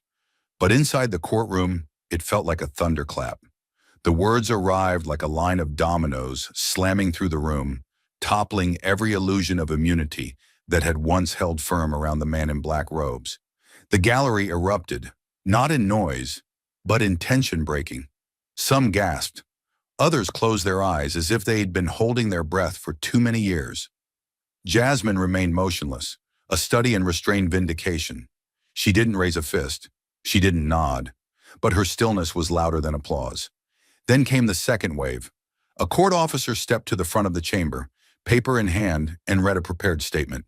By order of judicial review, the 5-year suspension previously imposed upon Representative Jasmine Crockett is hereby vacated, retroactively nullified. This ruling was found to be in violation of standard procedural safeguards and constitutional fairness. Another pause. Then, almost as an afterthought, but with the weight of institutional confession, the clerk added, "The court apologizes for the irregular process by which the original sanction was administered." It was the closest thing to an admission of guilt that Jasmine would ever receive, and yet she remained silent. All eyes turned back to the bench, but Kavanaugh didn't rise. Not yet. For the first time since his appointment to the highest court in the land, he looked smaller than the robe that had always made him larger. His hands sat flat on the desk, not gripping, not defiant, just suspended. The robe hung differently now, no longer a symbol of dominion, but a curtain drawn too far, revealing the man beneath. He scanned the room but saw no allies. The staff avoided his gaze. The stenographer kept typing, eyes fixed on her keyboard. Even the security officer near the exit, once alert and attentive, now leaned slightly back, neutral, detached. The spell had broken. The fear had shifted. Power no longer radiated from the bench. It now hummed from the center of the room, where Jasmine stood without raising her voice. Finally, with the stiffness of someone walking into the wind, Kavanaugh pushed back his chair. The sound of the wheels scraping against the marble floor seemed too loud for such a sacred space. He didn't look at Jasmine. He didn't look at the gallery. He just stood there, pausing long enough to let the weight of the moment hang in the air like smoke. His eyes, once sharp and sure, were lowered now, not in humility, but in resignation. There was no press conference, no justification. No words about due process or misunderstanding. Just a man in silence, walking out of a room he once ruled, under the cold stares of a country that had watched him unravel in real time. As he reached the door, a bailiff moved to open it for him, but hesitated. Kavanaugh reached out instead, gripped the handle, and pulled it himself. The door swung slowly inward, its hinges giving off a quiet, deliberate groan. The moment was intimate and devastating. And then he stepped through, not as a justice, not even as a judge, but simply as a man retreating from the gravity of truth. The door closed behind him with a final, echoing click. It didn't slam, it didn't creak, but it sealed something. The illusion, the era, the lie. The courtroom didn't cheer. There were no standing ovations. No one dared make the moment smaller than it was. Because what had just happened wasn't a spectacle. It was a shift, a quiet revolution written not in blood, but in documents. Not shouted, but proven. And Jasmine, she remained where she was, still, whole, unmoved in her body, but transformed in what she now carried. Not just vindication, but momentum. For the first time in a very long time, justice had taken a step forward without flinching, and it had started with a woman they tried to silence. The door closed behind him, but Jasmine didn't move. Because this moment wasn't about his exit, it was about what came next. No one said a word. The chamber, once ruled by sharp gavels and sharpened egos, now belonged to something else entirely. The kind of silence that doesn't just follow collapse, it clears space for creation. Jasmine stood alone at the center of it, the storm having passed, but the wind of history still stirring around her. She didn't smile. She didn't blink back tears. There was no fist in the air, no press-ready pose. She stood the way a survivor does, tired, unshaken, and entirely present. And when she finally spoke, it wasn't to bask in vindication. It was to make sure no one ever had to fight this battle again. "I don't need him to lose his position," she said, her voice cutting through the stillness like clean glass. "I need a system where he could never have used it as a shield for wrongdoing in the first place." The words landed like a second verdict, not against a man, but against the architecture that protected him. Reporters leaned forward in their chairs. A few members of Congress shifted in their seats, no longer scribbling notes but simply listening, as if afraid missing a sentence would mean missing the very beginning of something. Jasmine took a breath, not because she was uncertain, but because she understood the gravity of speaking aloud what had been buried for so long. This wasn't a reaction. It was a redirection. A woman, wronged, doubted, nearly destroyed, was now drawing new lines for the justice system itself. Slowly, without theatricality, she placed 3 sheets of paper on the podium in front of her. Each one had just a few lines, typed in bold, clear font. No footnotes, no legalese, only truth stripped of armor. The first, an independent judicial ethics commission, fully separate from the executive branch. She didn't elaborate. She didn't need to. The room understood. Oversight that answers to no president, no political party, no judicial clique. A body that could hold the robed and the powerful to the same moral code expected of the powerless. For decades, justices had policed themselves, and look where that had brought them. Now Jasmine was calling for the wall of self-regulation to come down, brick by brick. The second, mandatory disclosure of all gifts, favors, and financial relationships exceeding $1,000, updated quarterly, audited publicly.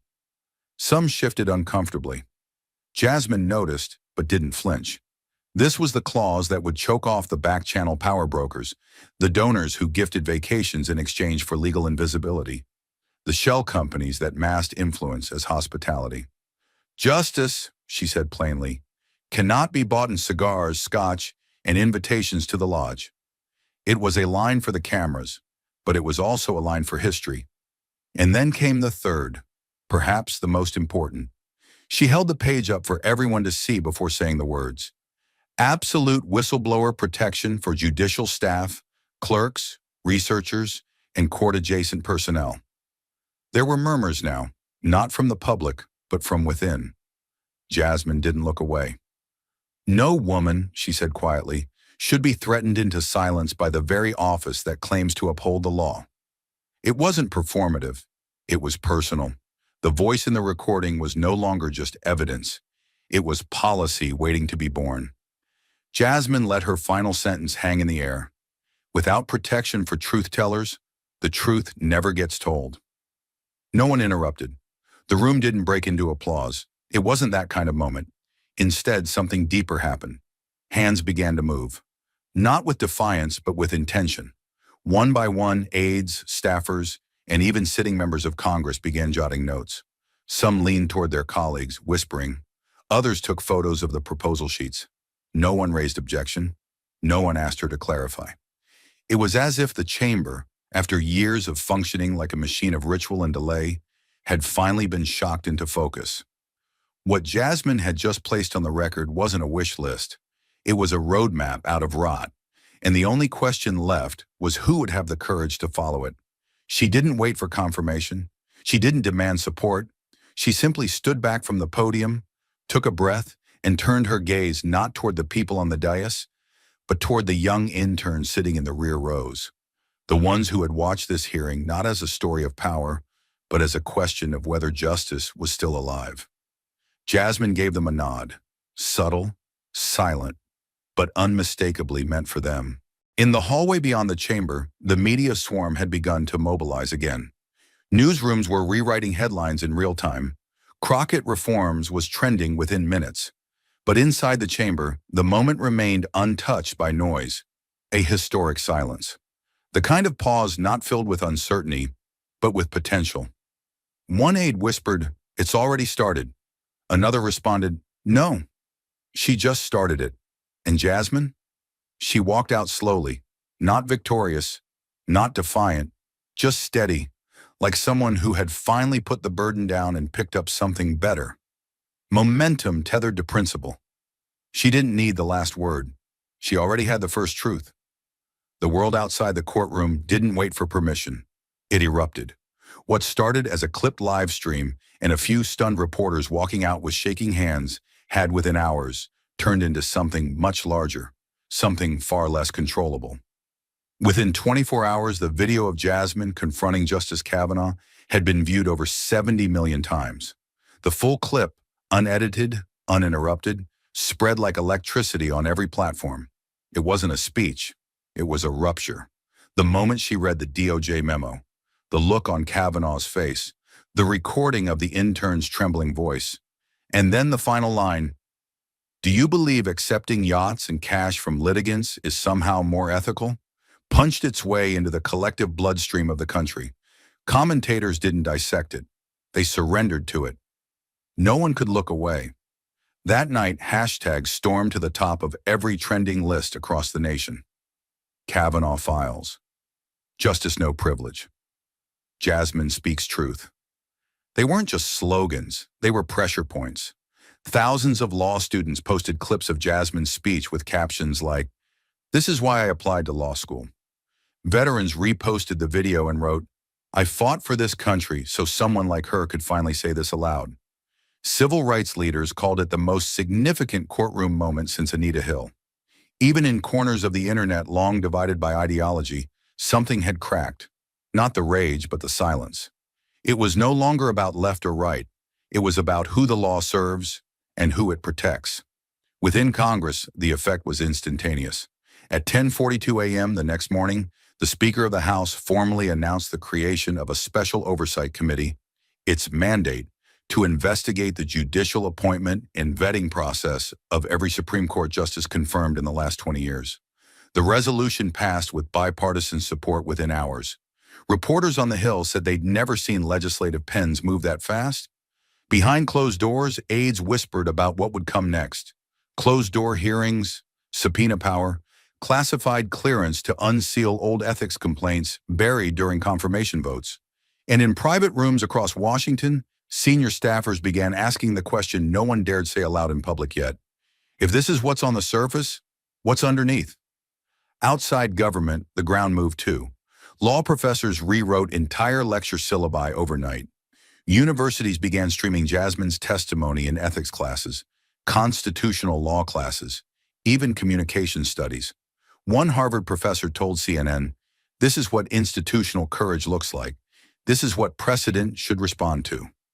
Meanwhile, whistleblower advocacy groups received a spike in encrypted emails and burner calls from court clerks, administrative staff, and junior attorneys, many of whom had never spoken out before, but now had a name, a face, and a line in the sand.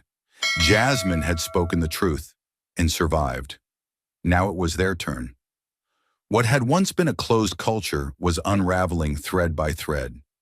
Not everyone was ready.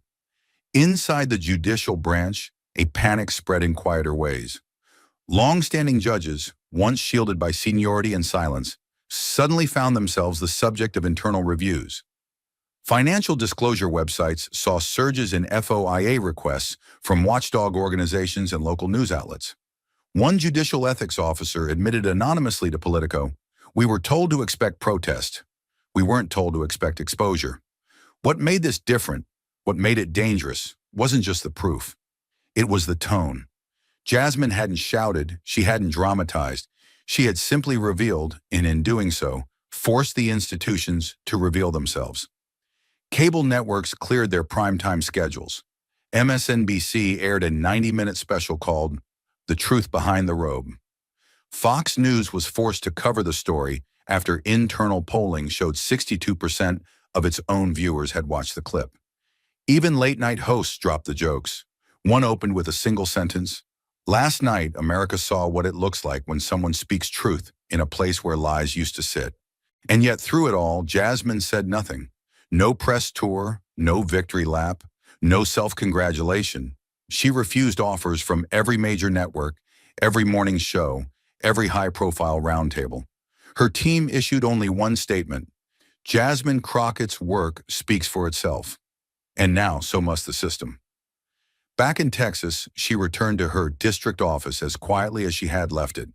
The same streets that once saw her chased, doubted, shouted down, now lined with people holding handwritten signs that read, "Let her speak," and "No more silent benches."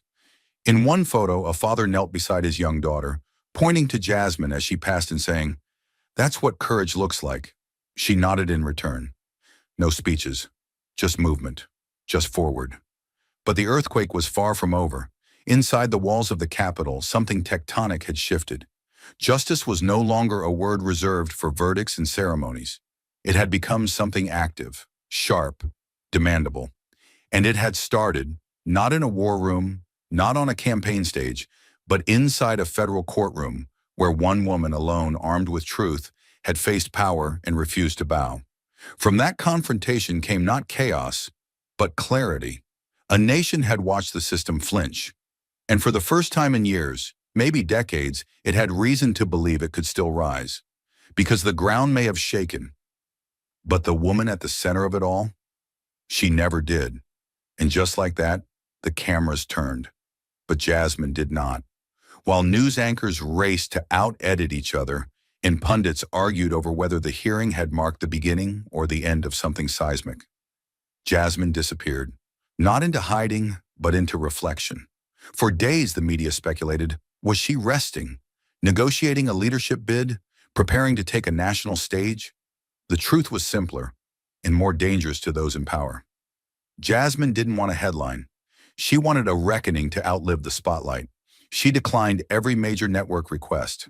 She turned down 2 Sunday specials, 3 front-page interviews, and a personal invitation from 60 Minutes. It wasn't disinterest, it was discipline. Jasmine knew the story wasn't her, it was what she had uncovered.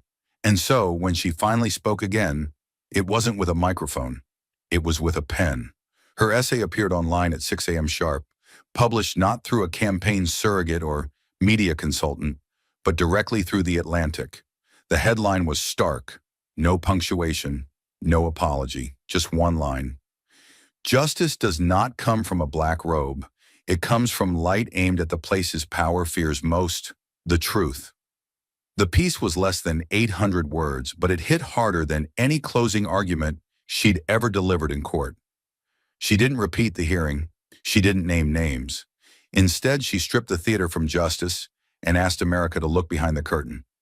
She wrote about the silence of courtrooms, about the weight of tradition mistaken for fairness, and about how unchecked reverence can become a hiding place for rot. She challenged the reader to remember that judges are not gods, and robes are not armor. A democracy doesn't crumble when it questions power, she wrote. It crumbles when it forgets how. By noon, the piece had been reprinted in over 100 publications and translated into 7 languages. One law professor called it the Gettysburg Address of Judicial Reform. But Jasmine didn't engage. She wasn't building momentum. She was building legislation. Exactly 1 week after her courtroom confrontation, Jasmine Crockett returned to Capitol Hill. Not with cameras, but with copies. She stood before the House clerk's office at precisely 10 a.m., surrounded only by a small team of aides, and submitted the Judicial Transparency and Accountability Act of 2025. No speech, no rally, just an unshakable set of documents, and a title that made its mission clear. Inside its pages, mandatory financial disclosures for all federal judges, quarterly ethics audits by an independent commission, a lifetime ban on judges ruling in cases involving known benefactors, and full whistleblower protections for any court personnel reporting misconduct. It was bold, it was detailed, and it was non-negotiable. This was not a framework. This was a line in the sand. What happened next wasn't planned. As the clerk stamped the documents and entered them into the legislative record, something unprecedented began to unfold. Congressional offices, Democratic and Republican alike, began placing calls, not to attack the bill, not to delay it, to co-sponsor it. One by one, names appeared beside Jasmine's on the official registry. Lawmakers who had never agreed on tax policy, abortion, climate, or trade stood side by side under one column for the first time in recent memory. By sundown, the bill had over 40 co-sponsors, 20 from each side of the aisle. By midnight, it had 92. Political analysts were stunned. One former Senate Majority Leader told PBS, "I haven't seen this kind of legislative alignment since the post-Watergate reforms, and even those took months." But this was different. This wasn't born from pressure. It was born from clarity. Jasmine hadn't demanded allegiance. She had made silence impossible. Inside Capitol Hill, the atmosphere shifted. Meetings grew longer. Hallway conversations stopped being performative. Staffers stopped pretending they hadn't seen the hearing. Everyone had. But now no one could pretend it didn't matter. The Judiciary Committee scheduled an emergency briefing within 48 hours. Ethics watchdogs were brought in for consultation. Budget analysts began estimating the cost of the new commission, not to stall, but to accelerate. Jasmine attended none of it. She didn't need to. She'd already drawn the blueprint. Now others were racing to keep up. Outside, the public responded with something deeper than applause. They showed up. In front of courthouses across the country, citizens left folded notes on courthouse steps, each one bearing handwritten quotes from Jasmine's Atlantic piece. In Los Angeles, justice isn't a performance. It's an audit. In Atlanta, respect is earned, immunity is not. In Chicago, someone projected her final courtroom question onto the side of the federal building. Do you believe accepting yachts and cash is somehow more ethical? For the first time in decades, judicial reform was not only on the national agenda, it was personal. People didn't just want better judges. They wanted transparency. They wanted accountability. And they wanted it not as a political wedge, but as a patriotic obligation. Jasmine hadn't given them a scandal. She had given them a standard. And in doing so, she had reshaped the terms of debate, not just for one court or one bill, but for an entire generation of lawmaking. The irony, of course, was that Jasmine never said she wanted change. She showed what happened when you removed the shield that prevented it. She didn't burn the institution. She turned on the lights. And as the chamber filled with the glow of clarity, the darkness that had long hidden inside it had nowhere left to go. That week, the New York Times ran a cover story with a photo of Jasmine standing outside the clerk's office, head bowed, papers in hand. The headline read simply, "She didn't shout. She documented." And for the first time in a very long time, it felt like the country wasn't just watching government, it was watching accountability become law. She had changed the law. But to Jasmine, real victory would always be quieter, measured not in votes, but in voices. After 2 weeks of headlines, hearings, and hashtags, Jasmine did something no staffer expected. She booked a one-way flight to Dallas, turned off her phone, and drove through the long stretch of Texas highway that she knew like muscle memory. No cameras, no press, no applause. Just the sky overhead, wide and stormless, and the feeling that she was no longer returning to where she started, but to the place that had first shown her why fighting mattered. The high school still stood like a block of memory on cracked pavement. It hadn't changed much. The gym looked smaller than she remembered. The security office still had the same broken sign, but the auditorium lights were on, and inside 300 students sat in metal chairs, waiting for a girl they'd only seen on screens. The one who had just faced down the highest court in the land and made it blink. She didn't walk in like a hero. She walked in like someone still tired from carrying the truth. The principal greeted her with a nod, and a kind of hush followed her to the podium. Not silence out of formality, but reverence born from recognition. The kind that says, "We know what you've been through, even if we can't name it." Jasmine stood in front of them, back straight, hands relaxed, eyes scanning the crowd, not for approval, but connection. The last time she was in this room, she was 17, sitting in the second to last row, suspended for disrupting a lesson on the Constitution by asking why her neighborhood had fewer polling stations. Now she was the woman who had written a law to answer that question. She didn't make a speech. She didn't need to. She told them about what the courtroom really felt like. Not the wood and the lights, but the weight. The kind that presses down when you know you're not just speaking for yourself. She told them what it was like to be underestimated and then punished for proving them wrong. And then toward the back of the room, a hand rose. A junior in a plain red hoodie. His voice was steady but young. "Weren't you scared?" he asked. "When that Supreme Court justice was right in front of you, weren't you afraid?" There was a beat of silence. Then Jasmine smiled. Not the smile of pride, but of someone remembering something sacred. "I wasn't standing in front of him," she said softly. "I was standing behind everyone who'd ever been silenced and never had a microphone to answer back." The room didn't erupt. It inhaled. A teacher at the side of the stage wiped their eyes. Another student whispered, "Damn," and under their breath, not as a joke, but as a reverence. That sentence didn't just sit in the air. It carved itself into the walls. It wasn't just something she said. It was something she lived. The injustice, the silence, the survival, and now the return. Jasmine didn't explain it further. She didn't have to. They understood. Because that line didn't belong to her anymore. It belonged to everyone who heard it and finally saw themselves in the shape of someone who had refused to disappear.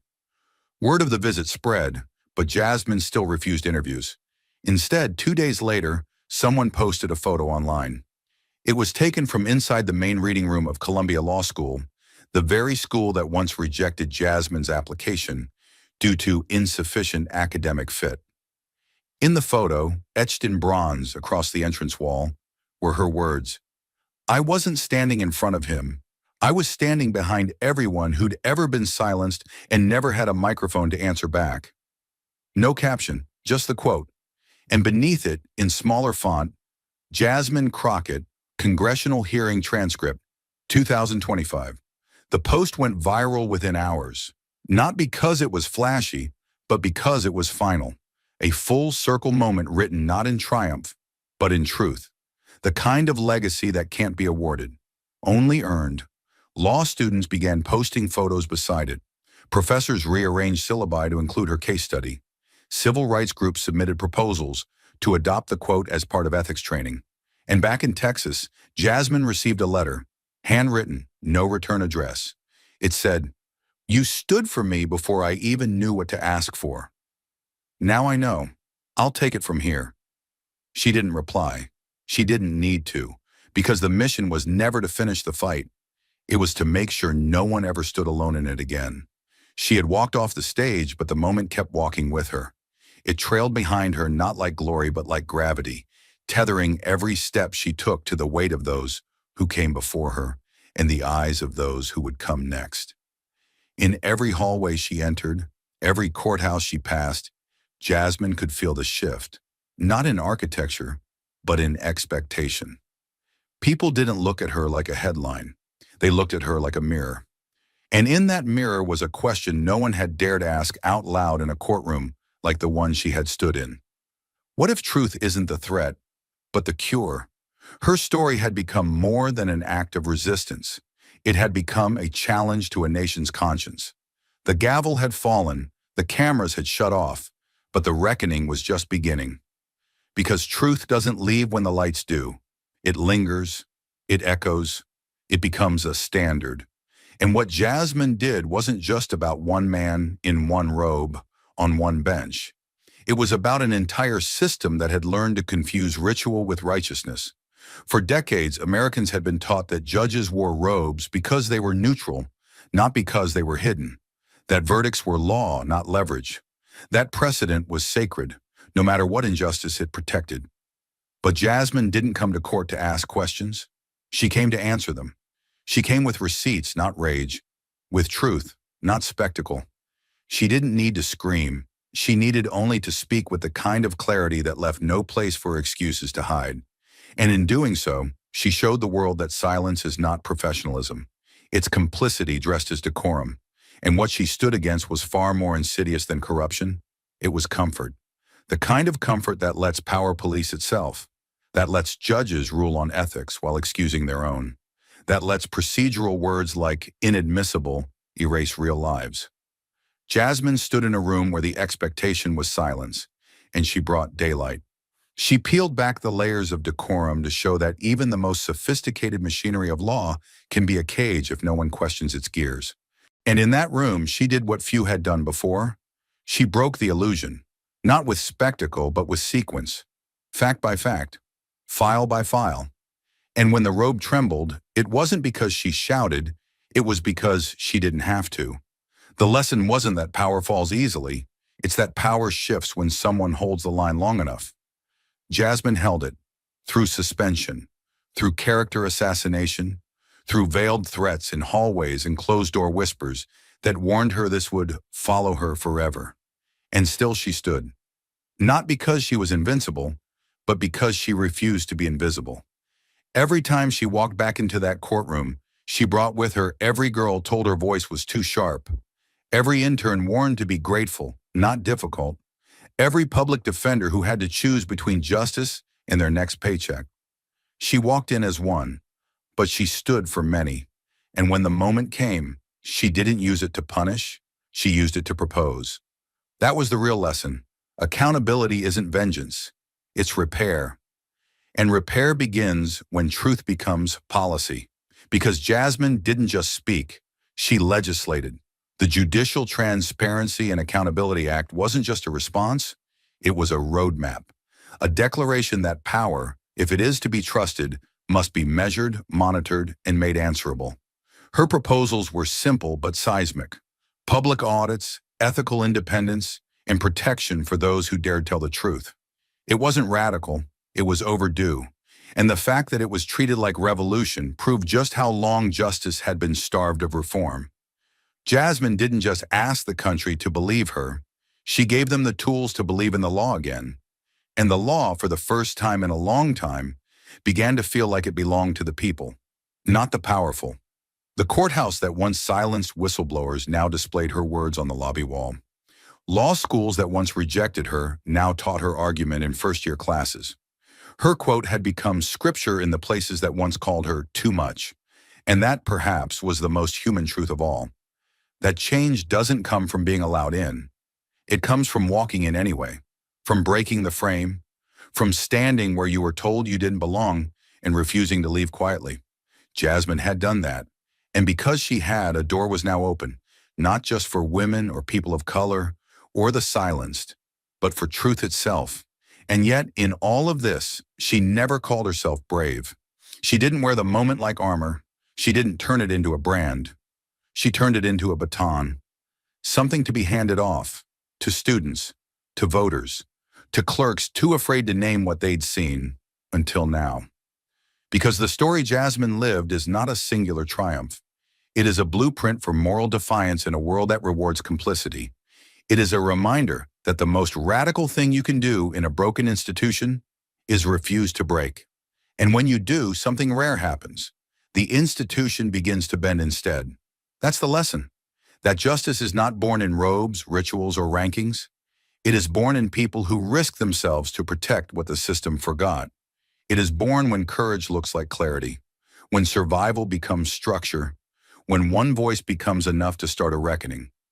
Jasmine Crockett reminded us of that, and not through force, but through focus, through refusal, through the steady, relentless act of making power answer to truth instead of fear. Because in the end, the most human lesson of all is this: justice will never belong to the powerful until it first belongs to the powerless. And it begins the moment someone decides to speak, not louder, but truer. But a story like Jasmine's doesn't end with applause. It ends with a question. What will you do with what you now know? It's easy to watch someone else carry the fire and mistake that for your own heat. Easy to retweet, repost, and reflect, then return to silence. But silence is what power depends on. Silence is what keeps the same doors closed, the same voices shut out, the same names in headlines while the same hands stay unaccountable. Jasmine didn't fight for praise. She fought to remind you that democracy was never meant to be a spectator sport. That law was never meant to be worshipped. It was meant to be wielded, and wielded by us, the students, the workers, the voters, the ones without robes, gavels, or platforms. If you feel a fire in your chest after watching her stand, that's not admiration. That's instruction. So what now? You demand the hearings. You call the representatives. You show up at the town halls and you don't leave until they answer.